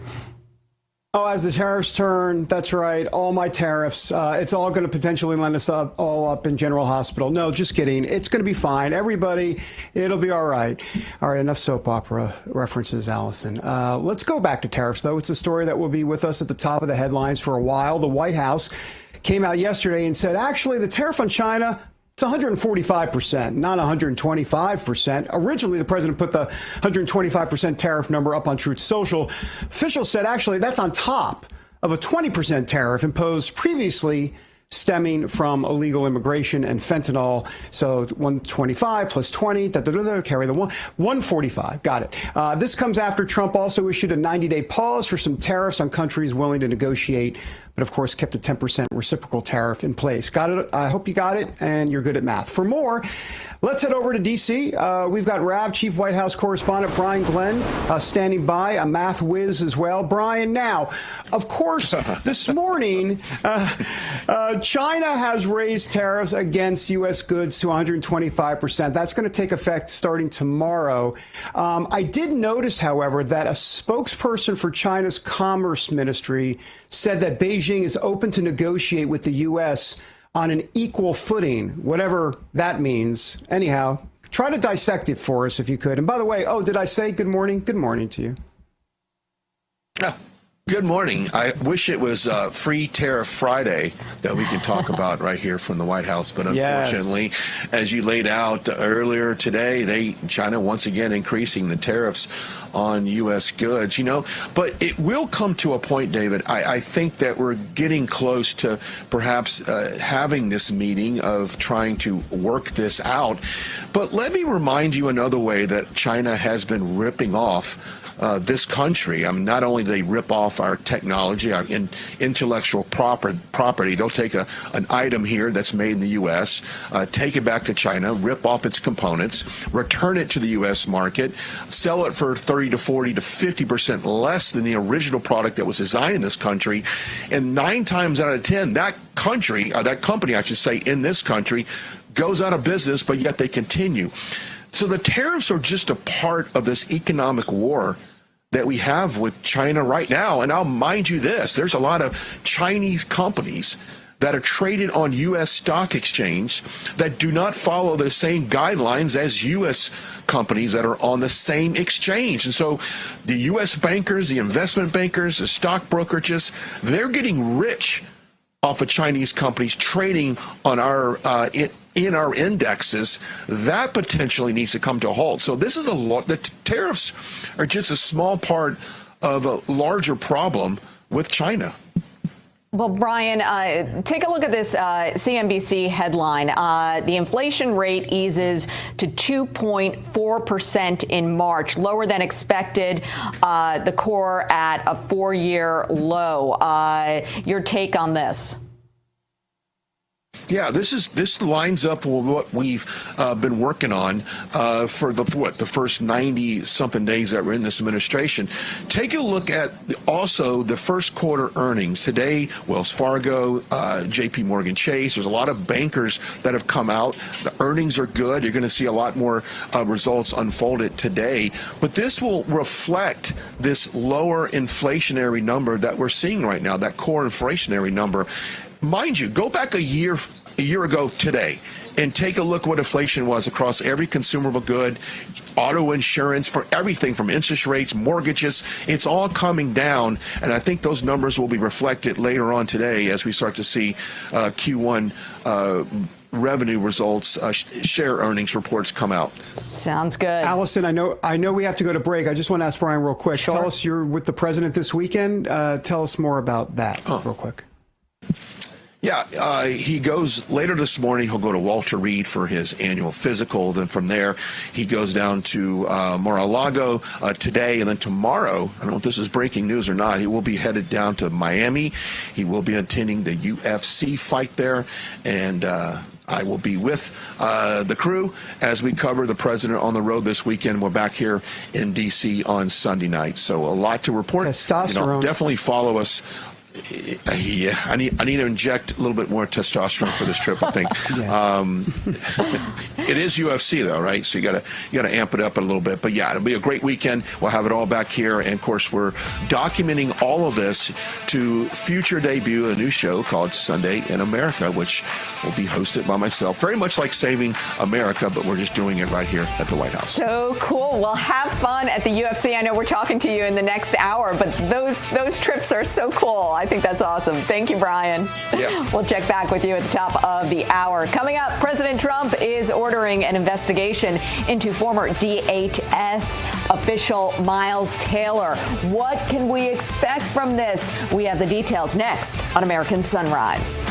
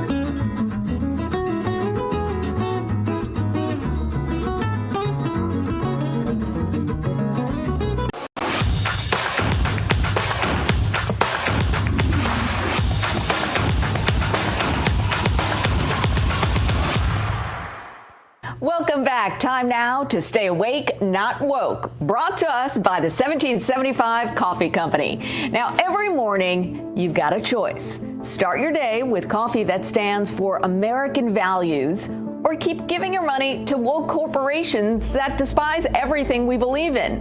1775 coffee is roasted right here in Florida, fresh, bold, and tested to be mold-free. So you're not drinking stale corporate sludge. And believe me when I say it's darn good coffee. They're making coffee great again because let's face it, the corporate coffee giant sold out a long time ago.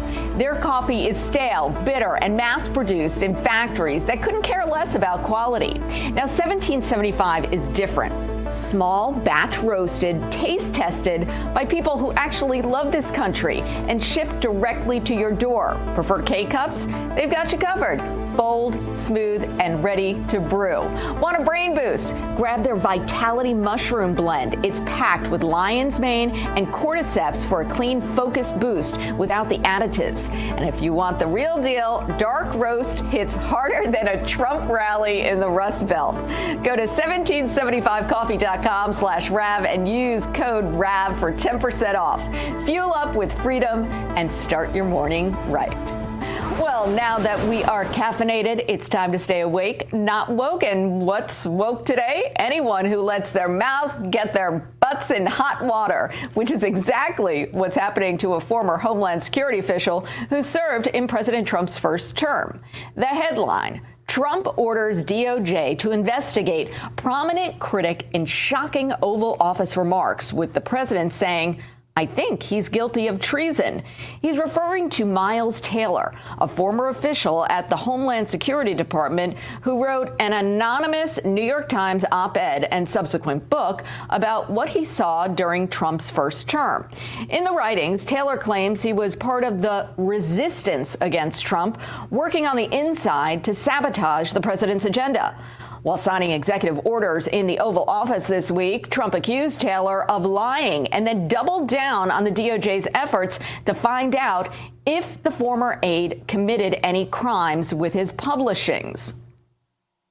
It's time to find out whether or not somebody can do that. Can they write a book about very confidential meetings, and because they happen to be one of a lot of people in a room, and they go out and write a book, and worse than that, call it anonymous, like it's a big deal?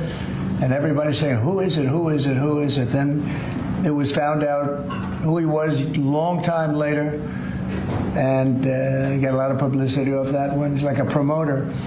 But we're going to find out whether or not somebody's allowed to do that. I think it's a very important case, and I think he's guilty of treason, if you want to know the truth. But we'll find out. Well, it's enough to push anyone to their breaking point. And joining us now is the host of Breaking Point here on Real America's Voice, David Zier. Good morning, David. How you doing this morning? I'm great, Allison. That White House memorandum was correct. Miles Taylor was entrusted with the solemn responsibility of federal service, instead prioritized his own ambition, personal notoriety, and monetary gain over fidelity to the Constitution. Miles Taylor is just political opposition to the agenda. In 2023, Miles said Trump was going to employ the use of the Doomsday Book for domestic political purposes and turn off the internet and deploy the military on U.S. soil. I think you should look at the last administration if you want to go down the path of weaponization against the people. But it's worse than that, Allison. He went to work in the first Trump administration. He said he knew it would be a pride-swallowing siege every day to have to go to work for the Trump administration and a career ender for him. And he said, quote, "The plans that I had for the Republican Party within the national security community would be wrecked." So even if the information he disseminated wasn't classified, isn't it treasonous to work against the sitting president as a paid government employee, right? Absolutely. And the thing is that President Trump, when he was talking yesterday in the Oval Office, he's like, I have no idea who this guy is. Like, if he walked past me on the street, who is he? you know? Yeah, and wasn't it in his job description at DHS? Was it in his job description, living off taxpayer dollars to work against the president, to promote the Republican establishment? Sounds like an insurrection. At a minimum, it's a flagrant violation of the public trust. And he also said Trump made decisions with selfish interests. Anyone who knows Trump knows the last thing he is selfish. Yeah, absolutely. Okay, what's coming up on Breaking Point this weekend? I know you have a good show. Yeah, I have co-host live from Studio 6B, entrepreneur Vincent Buda. We discuss which administrations in our lifetimes we flourished under. I got Dr. Carol Lieberman, who's trying to get the American Psychiatric Association to incorporate TDS officially in its book of diagnoses, as it is a form of psychosis. And then I got law enforcement expert Michael Letts on insane new social justice laws pending in New York State that will make it impossible for the police to conduct routine traffic stops, and other legislation cutting sentences by up to half for even violent felons in New York State. So check it out tomorrow, 8 a.m. So interesting. TDS, possibly. Yeah, there's MDS. They got Musk derangement syndrome, too. So. Oh, I know. That's got to go in there as well. Thank you so much, David. Have a good weekend. Great weekend, Allison. Thank you. Coming up, we're taught to live a good life, to keep our souls out of fiery agony for eternity. But is hell even real? Monsignor Charles Pope is here with his take right after the break. We'll be back with more American Sunrise.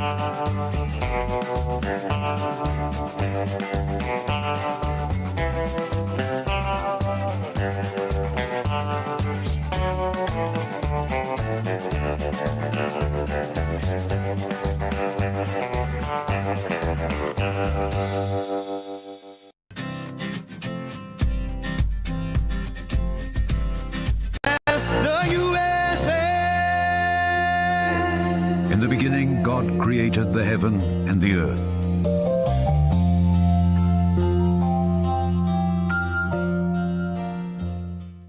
Welcome back to American Sunrise. I'm American Sunrise correspondent Emily Finn. It's time now for our Moment of Faith, brought to us by Lee Greenwood and the God Bless the USA Bible. In focus today, do you believe in hell? We all want to live our best lives to make sure we make it to heaven one day, but what happens if we fall short of living the Bible's teachings? That's what Monsignor Charles Pope explores in his new book, The Hell There Is, an exploration of an often rejected doctrine of the church. Even some of the most devout Christians have grown to underestimate the reality that hell is very much real, and Monsignor Pope says Jesus warns many are on the wrong path. He argues there needs to be a renewed sense of urgency in the church to save humanity from eternal damnation. Your kindness. Of course, kindness is an aspect of love, but so is correction. So is respect for one's freedom. You can't force someone to love you. And that's why there's a hell. It's not about an angry God trying to keep people out of heaven, but rather a deeply loving God who is very reverential of our freedom. And he stands at the door and knocks. He doesn't barge in. And we have to recover a sense that we have a decision to make, whether we really want to be with God in heaven one day, the real heaven, not a made-up one. Monsignor Charles Pope is here with us now. He's a pastor at Holy Comforter in Washington, D.C., and the author of this fascinating new book. Thank you so much for being with us this morning on American Sunrise. You know, you discussed this lack of urgency about salvation among the church today. What would you like to see the church leaders do to remind people about the realities of hell? Well, I think, again, as you mentioned earlier, recover a sense of urgency, not panic. But there's a real urgency that doesn't seem to be evident in most churches today. We're kind of like, well, why bother going to church? Well, who needs sacraments? Who needs to go hear a sermon or whatever? Because it's all in the bag and everybody's on their way to heaven, except that that's just kind of the opposite of what Jesus said. So that would be the main thing. I want to get back to what Jesus actually said. And he spoke about hell quite a lot. Most of his parables are devoted to that. You know, it's 21 of the 38 parables arguably are all about, the sheep, the goats, those on the right, those on the left. There's just all the time. He's talking about it all the time. Sure. And sadly, he does say when he's asked the question directly, are those to be saved many or few? He laments few. He says the road to salvation is narrow, few find it, and the road to damnation is wide, and there are many, many on it. So my hope is to rekindle a proper, balanced understanding of that there is a hell, and also maybe even why there's a hell. Absolutely. I think in relatively recent times, the Blessed Mother actually wanted to remind us as well, as recent as 1917, the story of Our Lady of Fatima. I mean, that certainly drives a sense of urgency to be talking about hell even further. Lucia, one of the 3 children that the Blessed Mother appeared to during that apparition, she writes about hell. I mean, the Blessed Mother showed them a vision of this. She says that it horrified them, made them tremble with fear. And she said that she was grateful that the Blessed Mother, promised that they would go to heaven, because she says, I'm quoting here, otherwise I think we would have died of fear and terror. So maybe the church could start talking about the story of Our Lady of Fatima more. Yeah, you betcha, and again, there's a lot of even controversy about that sometimes in the church. In the church in Canada, the Catholic schools, they don't say the Fatima prayer. Oh my Jesus, save us from our sin, save us from the fires of hell, because they scare the children. Wow. Well, Our Lady never got that memo and actually took the 3 kids on a tour.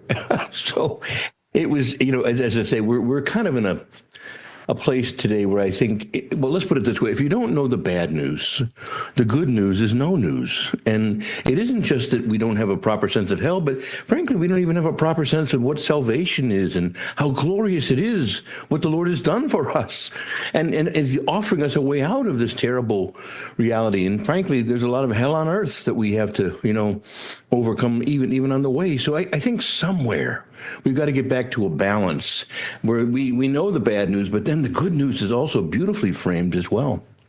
Absolutely. Monsignor, we only have about 30 seconds left with you here. Where can our viewers go to read your book?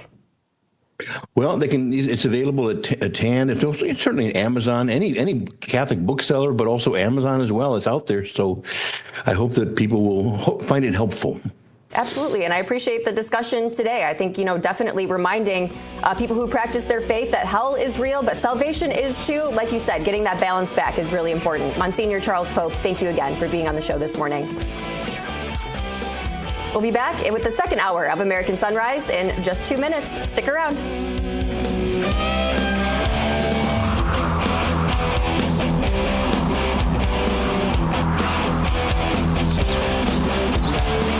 Introducing the limited edition God Bless the USA Bible, inspired by Lee Greenwood's hit song and the most recognized patriotic anthem in America, God Bless the USA. The God Bless the USA large print leather-bound King James Bible also contains America's founding documents, the U.S. Constitution, the Bill of Rights, the Declaration of Independence, and the Pledge of Allegiance, along with a handwritten chorus to Lee Greenwood's song, God Bless the USA. With its large print and slim design, this This Bible invites you to explore God's Word anywhere, anytime. The God Bless the USA Bible makes the perfect gift and cherished family heirloom keepsake to pass on to future generations. Designed for an easy reading experience in the trusted King James Version translation, this large print Bible is perfect to take to church, Bible study, work, and for traveling. Order yours today at GodBlessTheUSABible.com.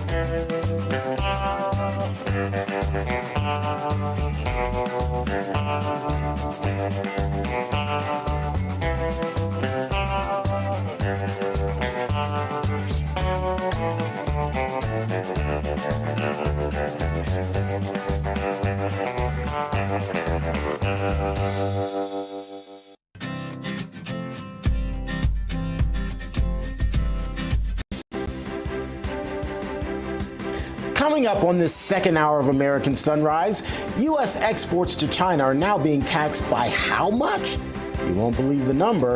Ahead, we'll crunch all the numbers for you as the trade war between Trump and Xi has everyone saying, sheesh. The details and a live report and look at the markets coming out. Plus, are Methuselah, Shem, and Moses collecting government benefits? 24,000 people older than 115 years old have allegedly claimed $59 million in benefits. It's DOJ's latest discovery of wasted and fraudulent use of your tax dollars. And the radical green agenda that President Trump just axed in order to make America's showers great again. That story and so much more right now on this second hour of American Sunrise. Good morning, America.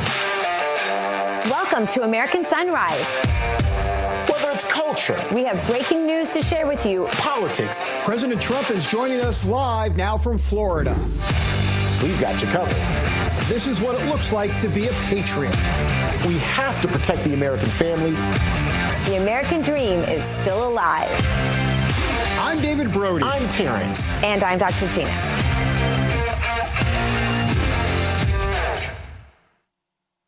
Welcome back, everybody, to the second hour of American Sunrise. I'm David Brody, TGIF. I'm coming to you from the deep state, Washington, D.C. Let's bring in Allison Hans, filling in for Dr. G. She's down in West Palm. T. Bates in our Denver newsroom. Good morning to both of you. It is Friday. Patience, patience, patience with the tariffs, right? You know, it's making me think, Allison, that, like, you know, Trump is like the rooster on the porch. You know, roosters are tough and fearless, protecting the hens, and Donald Trump is the rooster in chief. Allison. Okay, that's one I haven't heard before, and I don't think any of us have grown up on a farm, but the FCC is on the phone, and they're finding us for calling the president a rooster. Okay, right. He's certainly, he's being bold. He's making those decisions. You know, something that I would love to talk about is that cabinet meeting yesterday. I don't know if either of you caught it, but it's so cool how he just gathers everybody around the table and is like, go, you know, what's going on here? What's going on there? I mean, such a dramatic difference from Jill Biden running a cabinet meeting or no cabinet meetings at all. And a lot came out of that cabinet meeting in terms of updates. You know, we had Tulsi Gabbard talking about possible issues with voting machines being vulnerable to hacking. We had Pam Bondi talking about a possible huge arrest regarding Tesla in the next 24 hours. And super interesting with RFK Jr. talking about finding what is causing this autism epidemic by September. So, I mean, this cabinet is moving. It's moving and shaking, and Trump is right at the top of it.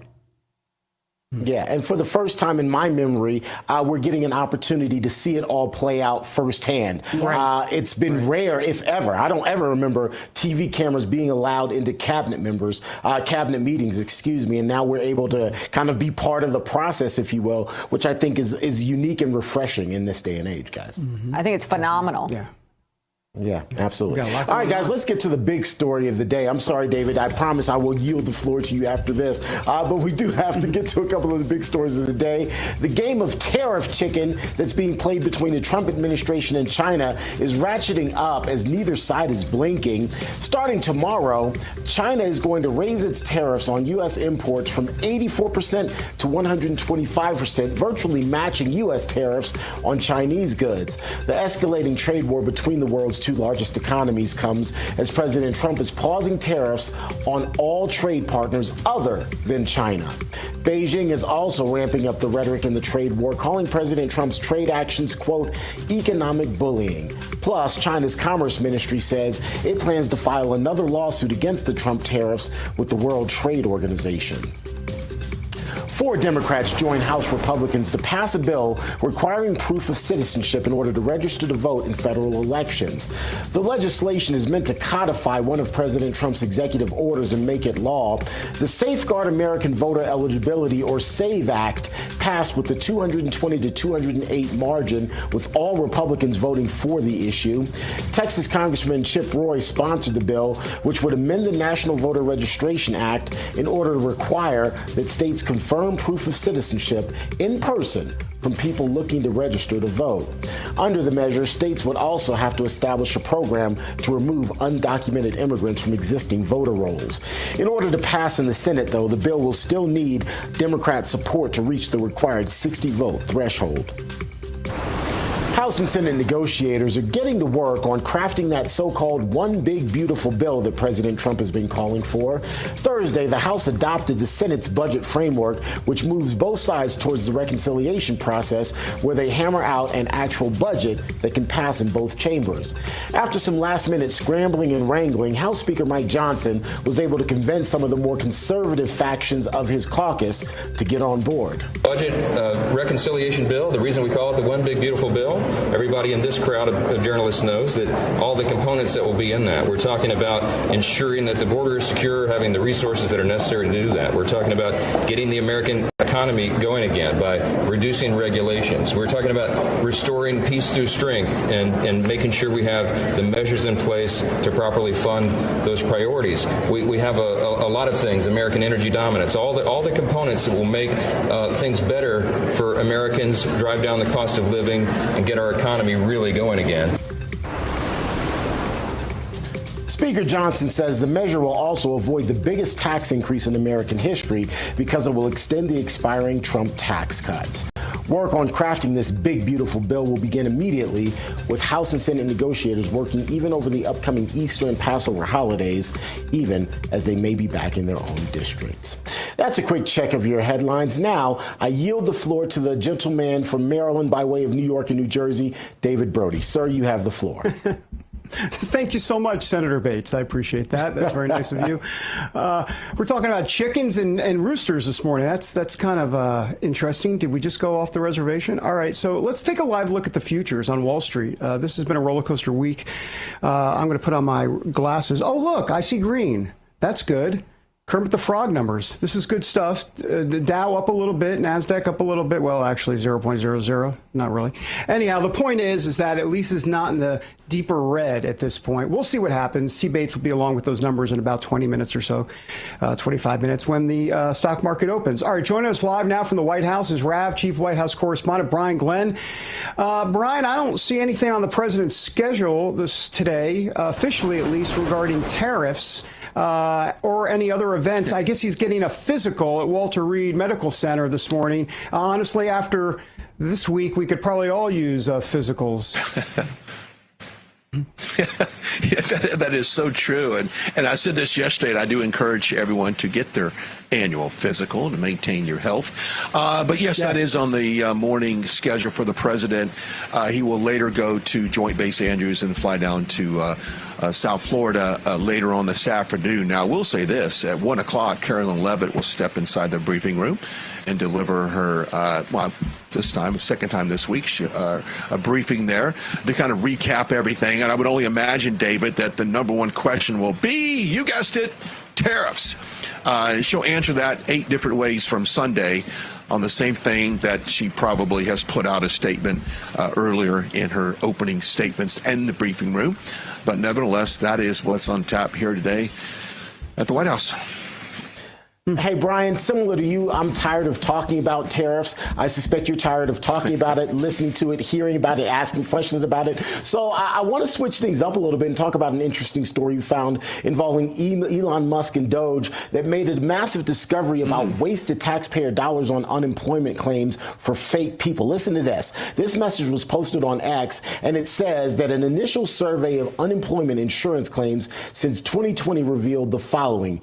24,500 people over, brace yourself here, Brian, the age of 115 years old, claimed $59 million in benefits. 28,000 people between 1 and 5 years old also claimed these same sort of benefits, $254 million in benefits. 9.7 thousand people with birth dates over 15 years in the future claimed $69 million in benefits. Those are just some of the numbers. I figured for good measure, I'd continue on there. Your thoughts on all of this, and how's the White House responding to all of this? Well, this all goes under the waste, fraud, and abuse category, and that is something that they have promised to root out of all different agencies and divisions within our government. And that is just a small example, and there's a lot of fraud in that. There have been reports of people not reporting a death of a family member, but yet they didn't mind collecting the check they continue to get in the mail each month. There's the fraud, the abuse, and just the inefficiency of that agencies that are responsible for sending out those payments. That's a part of it. So the president remains strong in support of what Elon Musk is doing, yet despite you've got Senator Cory Booker, who just kind of went on a grandstand yesterday calling to fire Elon Musk, making sure that when he is done serving as his temporary government employee, that he simply steps down. So I just ask you, Terrance, and all of our viewers right now, why are the Democrats so against fighting this waste, fraud, and abuse in our government? One can only assume that if they are so defensive in fighting that fraud, waste, and abuse, that they are somehow benefiting from it. So we'll continue to see the results, I should say, from Elon Musk and the Doge Committee. Well, Brian, this is my favorite story this week. I'm a big Seinfeld fan. So the president signed on Wednesday the Make America's Showers Great Again executive order, which targets water pressure regulations done by the Biden and Obama presidencies. Listen to this. You take a shower or wash your hands, whatever you do, including dishwashers where no water comes out. But you wash your hands, and in my case, I like to take a nice shower to take care of my beautiful hair. I have to stand under the shower for 15 minutes till it gets wet. It comes out drip, drip, drip. It's ridiculous. And what you do is you end up washing your hands 5 times longer. So it's the same water. and we're going to open it up so that people can live, and we're going to hopefully have Congress approve it so it's memorialized. Okay, Terrance, I understand this one may not be a priority for you, but for those of us... I shower too. I shower too. Just because I don't have hair, I shower too. I'm talking about the hair. I'm talking about the hair. You know, we're trying to get the height. You know, a little bounce. And the water pressure is like totally defeating that. So this one, I am all for it. I love it. Brian, your thoughts? Yeah, it's one of my favorite as well, and it just kind of goes back to a 1992 energy law that restricts water pressure per, I think it's 2.5 gallons per shower head. So in essence, if you have a shower head with multiple inputs, you could have up to, 10 gallons per minute flow and hit that beautiful hair that you have.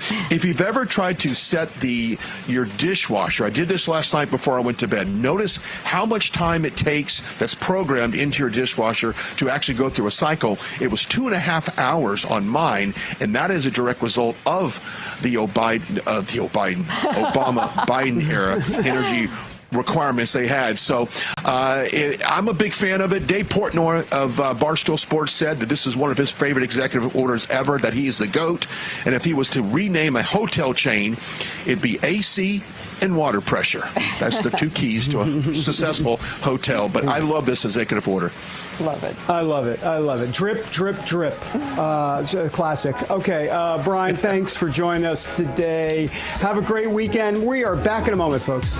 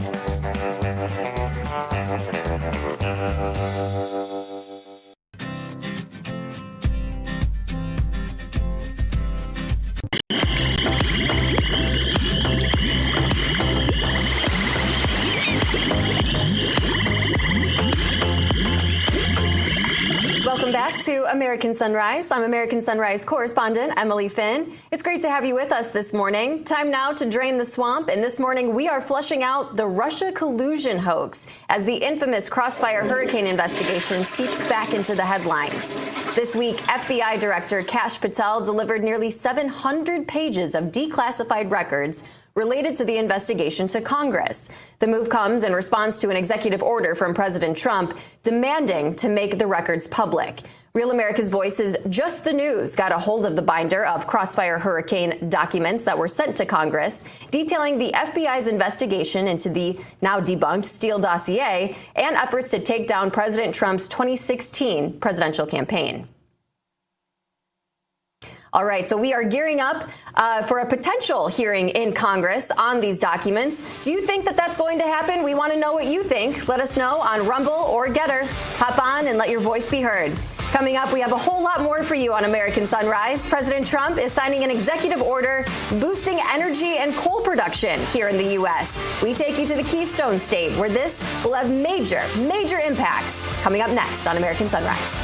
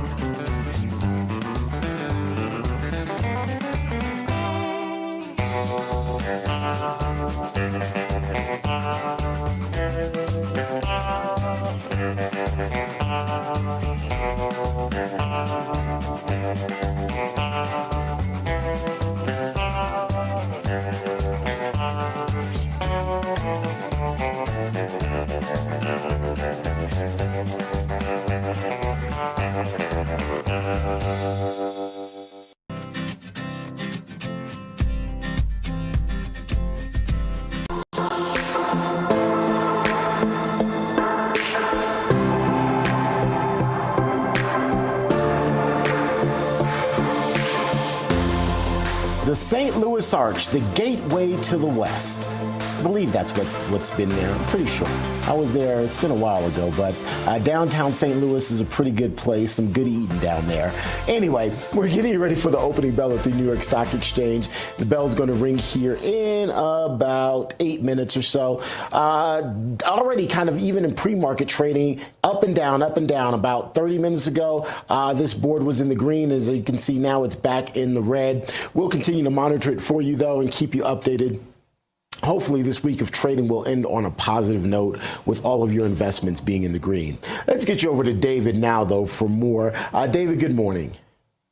Good morning, T. Bates. Good to see you, my friend. All right, so President Donald Trump signed an executive order this week to boost the U.S. coal industry.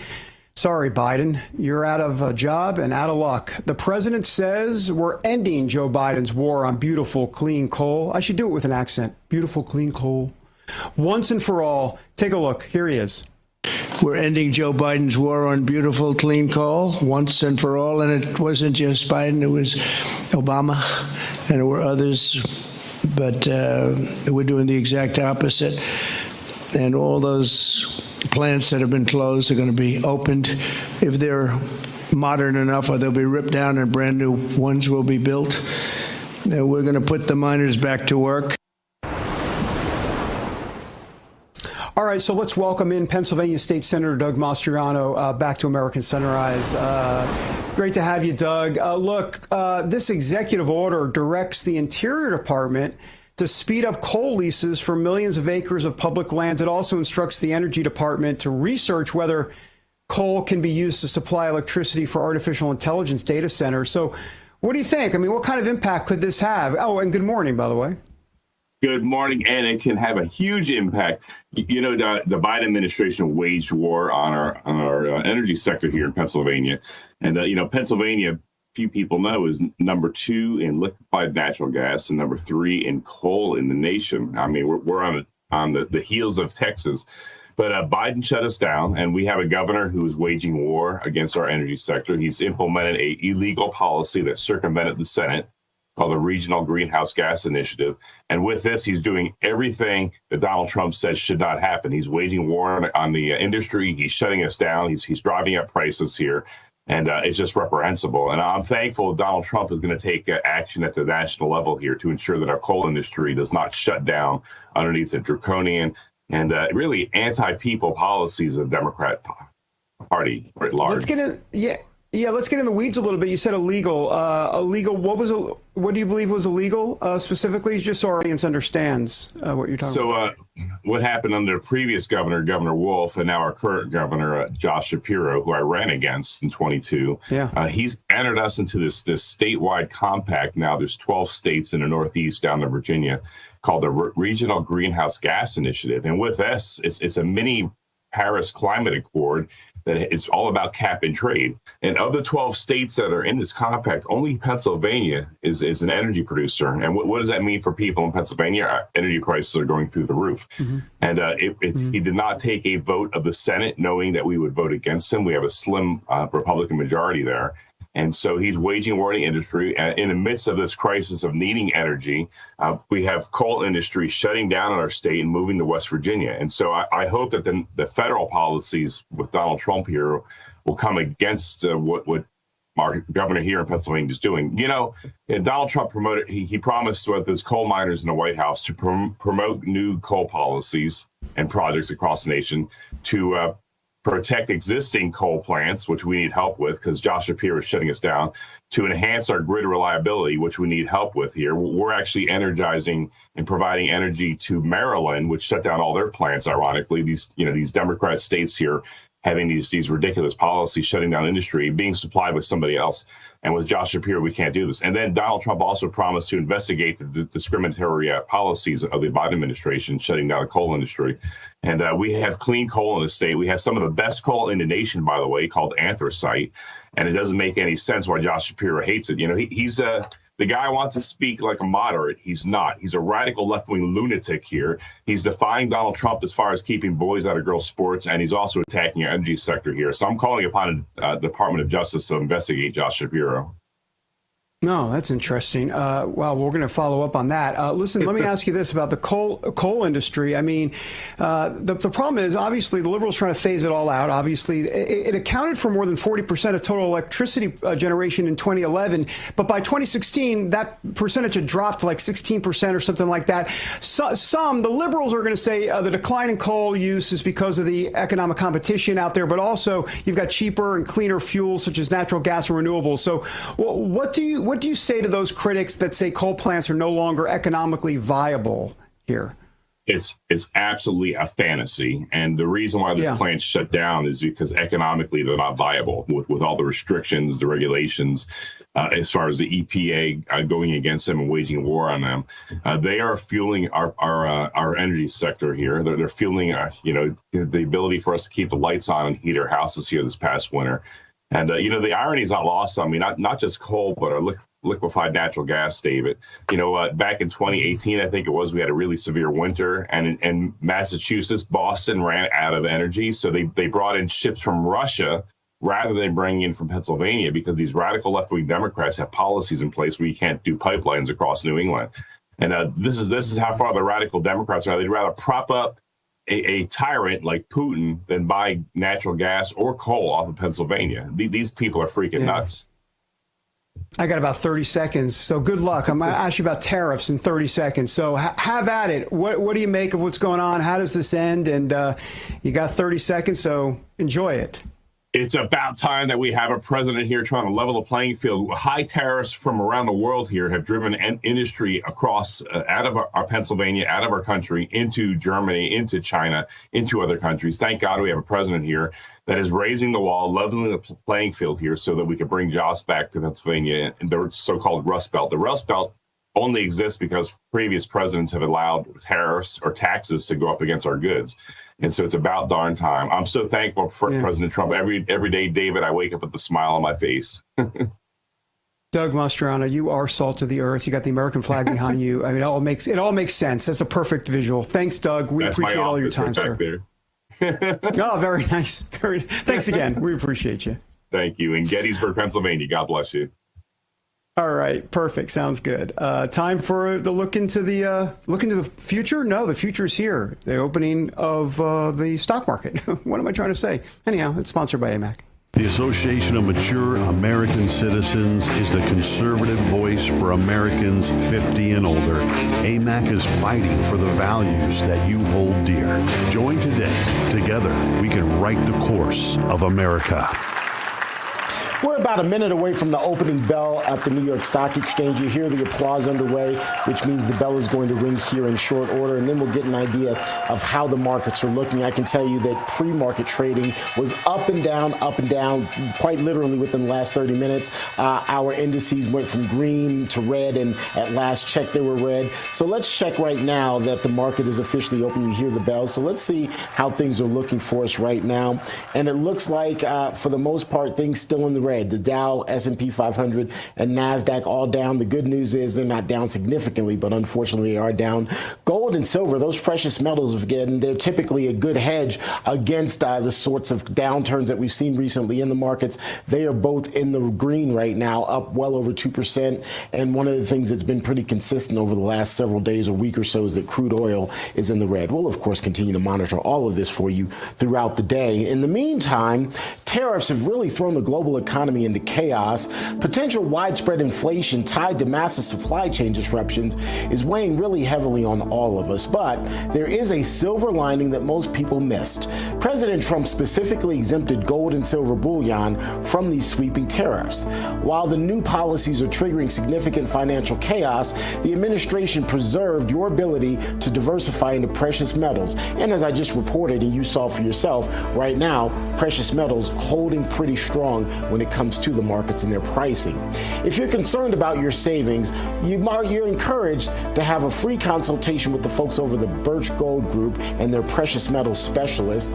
The first step is to text the word America to the number 989898 and receive your free no obligation information kit on gold. Learn how to hold gold and silver in a tax sheltered account. The Birch Gold Group will help you convert an existing IRA or a 401k into a gold IRA for no money out of pocket. So many Americans already buy gold from the Birch Gold Group, so is it finally time that you do as well?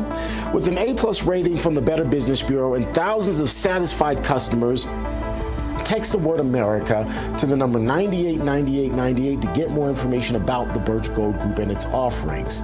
Again, that's America to the number 989898. Text that word to that number and claim your free information kit. Still to come here on American Sunrise, key new information is being released on the coronavirus pandemic's origins. So do all the signs point to the Wuhan lab leak?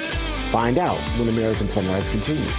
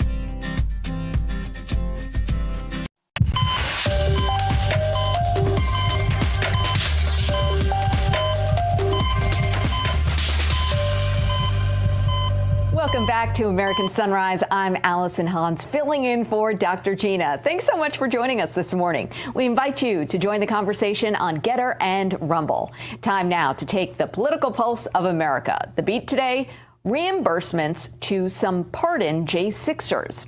In a court filing Tuesday, the Department of Justice believes some pardoned January 6 defendants should be paid back for the restitution they paid for Capitol repairs. According to USA Today, those convicted of felonies had to pay upwards of $2,000, and those slapped with just misdemeanors paid around $500. In total, the cost of the repairs after the Capitol protests were estimated to be $3 million. For more, let's bring in the co-host of Cowboy Logic, Donna Fiducia. Good morning, Donna. It's good interesting. Morning, Allison. Oh, good morning. It's interesting that the filing is before the U.S. District Judge Tanya Chutkan. Surprise, surprise. Don't we know who she is? Well, the entire D.C. circuit, Allison, is just, it needs to go. Yeah. I mean, the only court I think that's required in the Constitution is SCOTUS, and even the Supreme Court is questionable at this point. But they really could dissolve the entire D.C. circuit and do everybody a favor. But let's talk about this restitution thing. $500 to $1,000. Well, it's nice. Every little bit helps. But you're talking about people who have had their lives absolutely ruined. They've lost everything. Many of them are still living out of their cars. It's great to have this pardon. All the ones that we continue to talk to are telling us, well, what do I do now? I have nowhere to go. I've lost my family. In many cases, they've gotten divorced. They've lost homes. They've lost livelihoods, cars. It's terrible. And this guy, Stacey Hager, who argued this, we had him on Cowboy Logic. There's videotape that nobody would show except us of him high-fiving the cops and thanking them for their service and everything else. And yet this is the type of videotapes that Speaker Johnson is not allowing to come out. He's not allowing Barry Loudermilk to come out with a lot of these things. I'm wondering what they're so afraid of. We've seen a lot of these tapes. It's pretty obvious it's a 180 from the narrative the sham J6 committee had. But you know what? I guess every little bit is going to help. $437,000 in restitution has been collected so far out of the supposed $3 million. I'd like to know how many Antifa and BLM folks dressed in MAGA hats created a lot of that damage on the Capitol that day as well. But it's nothing compared to what we're seeing. And earlier you were talking with Brian about how all these people are getting all this money, dead people, 115 years old, getting Social Security checks, 9 months old, remember we've heard, getting COVID relief checks. I mean, $500 to $2,000, unfortunately, isn't going to do much. But I guess, like I say, every little bit's going to help, Allison. Can I follow up with that? I mean, we had the J6 committee, which was a joke. Are we any closer to having some sort of new J6 committee? Because when is the truth going to come out? When are we going to see all the facts? They don't want it to come out. It's pretty obvious. We have a special on in 2 weeks, a week from tomorrow, that's basically the latest that Stop Hate and Condemned USA has put together on a lot of these things that we have not been able to see, except people who are into what's happened on Jan 6. But it's so obvious. People were praying, they were singing the national anthem, and then it was the police that rained down on them with rubber bullets and OC spray. And it was a freezing cold night. I mean, it's just totally opposite of what the government has told us, their narrative. And for some reason, Speaker Johnson still isn't allowing all this to go forward. Representative Barry Loudermilk here in Georgia wants it to go forward. It's been an iffy situation. Yeah, I guess, and it's pretty obvious that the narrative the government put out is going to get blown out of the water. Right. I mean, we all know that. Our audience knows that. I'm just like waiting until the rest of the mainstream media and the world can really attack That's the problem.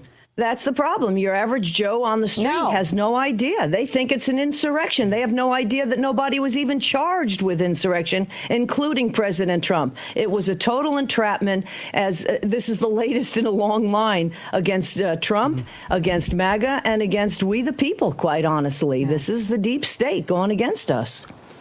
Well, Donna, how do you propose holding the Mike Johnsons of the world accountable and pushing them to do what they said they were going to do? Last year, this time, let's just be honest, we were talking about, or at least hearing from lawmakers on Capitol Hill, that all the video was going to be released, that there was going to be this reckoning, and that there was going to be transparency. And the other thing here is they use that as part of a way to campaign. Now they're back in office, and those promises are falling on deaf ears. They're not following through. And that's not me being partisan. That's just looking at the facts. Yeah, exactly. Maybe they should just watch Cowboy Logic and we wouldn't have an issue. You know, I mean, they send Steve Bannon and Peter Navarro to prison for not adhering to a committee that was found to be a sham to begin with and illegal. Imagine if they had an actual committee and made these people actually testify under oath. This is the one thing that our Jan 6ers want to do. They want to go before Congress and testify under oath. Man, will that blow everything out of the water, because, again, the narrative is completely different. When you have Nancy Pelosi's daughter, Allison, she's sitting there with an entire ABC movie crew. I mean, this was so planned. How about CNN? CNN being there, there have been hundreds of Trump rallies. CNN suddenly shows up at Butler, Pennsylvania. CNN suddenly shows up at Roger Stone's house, 5 a.m. in the morning. I mean, it's so obvious these are inside jobs at this point for anybody who watches this. Our audience knows all this, but so many people sadly do not. Yeah, for sure. Hey, Donna, let me switch gears and talk about immigration for a second, or the lack of illegal immigration because of President Trump, for sure. The Darien Gap, this is just fascinating. Obviously, that's that route, as we all know, that many illegal aliens take to get into the U.S. Between Colombia and Panama. Now a ghost town. So take a look at these photos. This is before and after. This is on the left. There it is. Those are them camping out after going through the Darien Gap on this court. Then on the right now, that's what the court looks like. Nothing. Completely empty. And of course, hundreds of them used to cross that river, as you can see there, daily. Now it's also empty. Look at the side-by-side. So, there were roughly 500,000 people that were going there and going through there in Biden's last year in office. And it was young military-age men from China. Of course, we know some terrorists were sneaking through as well. So why don't you kind of give us your, not take, but just it's remarkable to see the difference. And it's great to see it visually in pictures. Yeah, it is. And it's even greater to see is how come people on the left that claim to be environmentalists aren't happy about the situation now? Because that environment was just disgusting in so many different ways. Everything was found there. What Ben Bergquam talked about with rape trees, they would hang, undergarments of these children on these trees, just horrendous stories, and that he and Oscar Blue Ramirez have been reporting here on RAV. To find out now that I think it's down to a trickle, if that, down 97, 98%. This is awesome news. The environment's going to come back, which is even greater, but our secure, hopefully, what I'm finding, one thing though that is a problem is that we've got 15 million people now possibly on the voter rolls, and how do we secure our voter rolls to do to stop these illegals from voting? DOJ has found that they've already voted. That's the real scary part now, and that's unfortunately something we're going to have to overcome after these 4 years of Biden and, quite honestly, I think Obama. That's absolutely scary, and at the same time, it's now going to cost billions of dollars to deport so many of these illegals. And at the end of the day, no one's being held accountable. No, but we're paying billions to keep them here. That was okay. How many thousands were they given to live at the Roosevelt Hotel? Obama phones early on. I mean, the double standard, it's weird, isn't it? That we can't find the money to deport these people, or at least the left is complaining about it, but we can pay them tens of thousands to come here. It's like, yeah, come on in, the water's fine. And yet maybe some of them will self-deport because they're getting threatened with the fact that they will never be able to become a legal citizen. But I think the scarier part is how many possible terrorists have come across that are just waiting in the wings, unfortunately, to be told to move. That's the real scary part to me. These people are not assimilating, none of them. And you've got judges that want them to come back. Hello? Again, back to getting rid of the D.C. circuit. Can't do that fast enough. No. Absolutely. All right, Donna, quickly, before we let you go, what do you and Don have coming up in the barn party this weekend? By the way, I'll tell my brother I said what's up. Yep. Terrance says, what's up? Oh, what's up, brother? John's right here. There you go. John Guandolo on Sharia law and how it is incompatible with the U.S. Constitution. We've got a great interview with him. Tim Roberts, our CBD guy, but he's also an insurance guy. And what he's finding as far as the COVID vaccines is scary from an insurance standpoint. And Jay Sixer, Tom Webster, 20 years NYPD, 10 years in the military, and then he gets 10 years in prison for trying to help people, doing just what a good cop would do. And he, unfortunately, was targeted. But luckily, he's out now, and we get to see him for the first time. Cowboy Logic, 6 a.m. and 9 p.m. on Saturdays, and again, 4 p.m. on Sunday afternoon, all times Eastern. We will see you in the barn party. Sounds great. Donna, thank you so much for being here today. We appreciate it. Thanks, guys. Love y'all. We'll see you on the barn party. Well, coming up, did you know that there are probably harmful chemicals in the tea you're drinking? We have the details. And later, a daddy-daughter moment at the 2025 Masters. Who's got more game, Rory McIlroy or McIlroy? Rory McIlroy. Sorry, he's the Irish guy. I know, he's fantastic. We have a daddy-daughter moment with Rory McIlroy coming up right after this.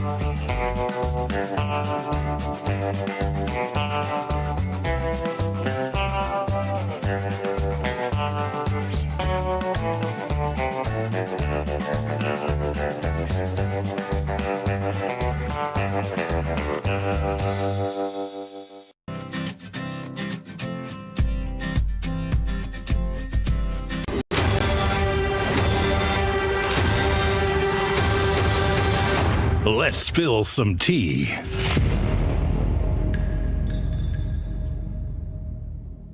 Let's Let's Spill Some Tea is sponsored by Artillery Tea Company. ArtilleryTeaCo.com is the website. Use the promo code America's Tea for 25% off of your first order.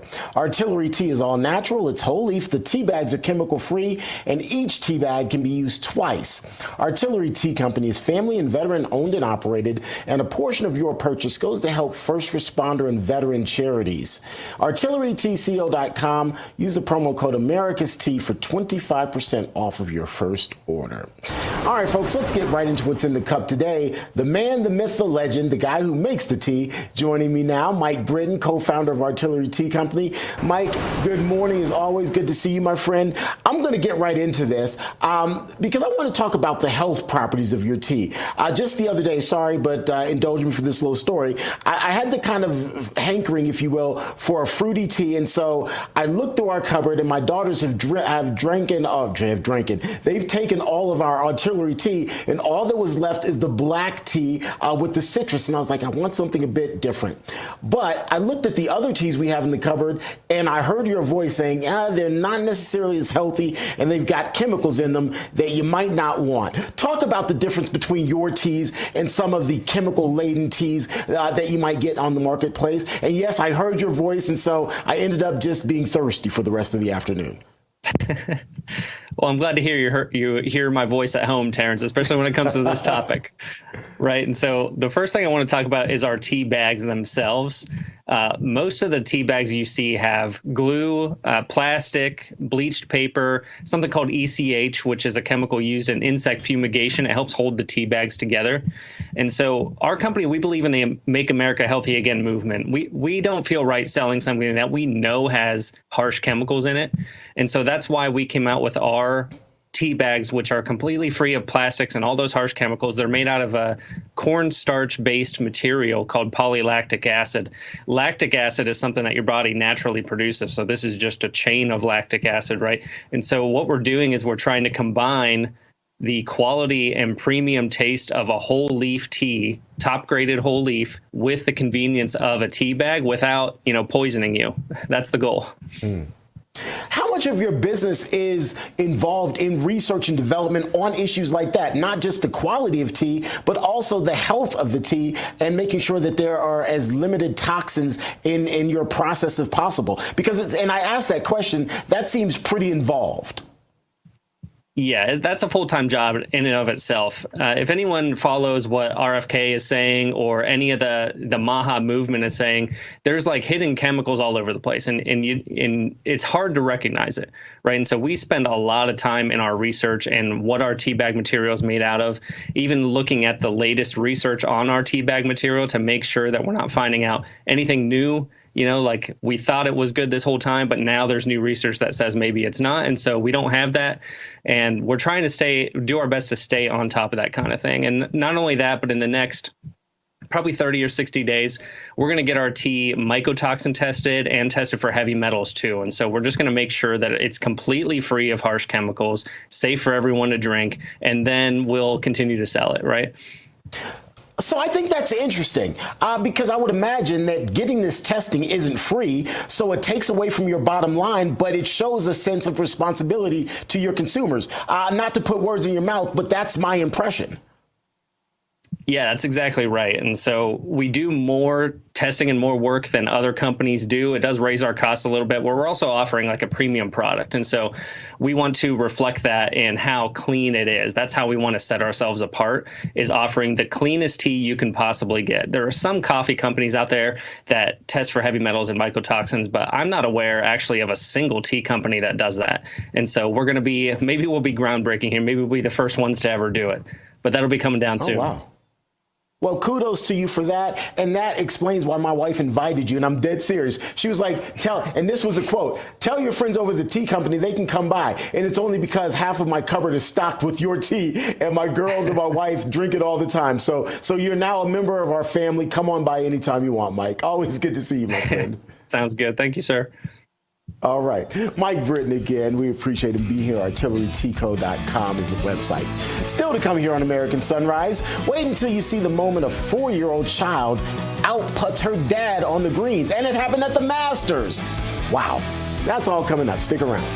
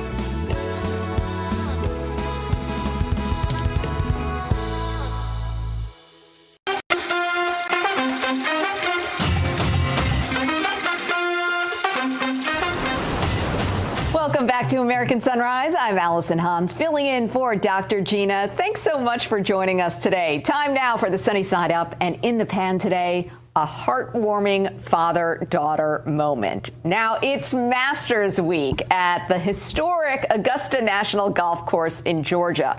PGA golfer Rory McIlroy I cannot get his name. I know who he is. We all have it. Rory McIlroy and his adorable 4-year-old daughter, Poppy, were in a daddy-daughter duo in the Masters Par 3 contest when this unforgettable moment happened. Watch this putt from Poppy on the 9th hole.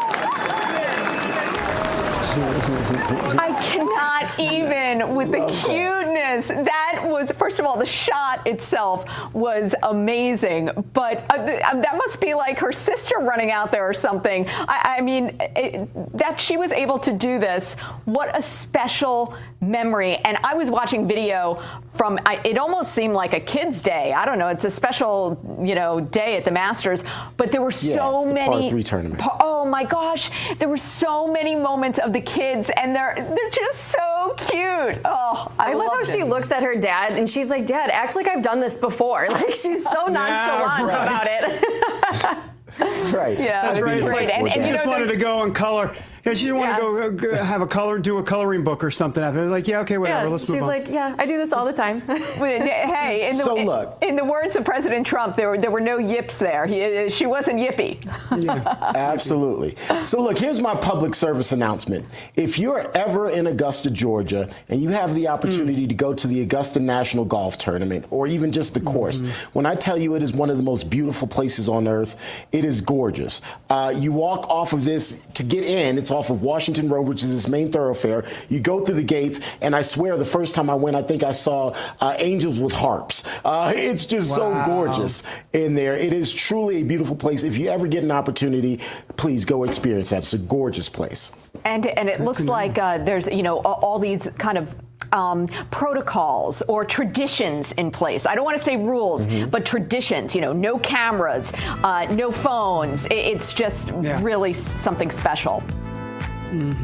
Well, thank you all for joining us. Have a wonderful weekend. And for those observing Passover, a sweet holiday. Thank you all for being here. Thank you. War Room is up next. Go boldly now. We'll see you Monday.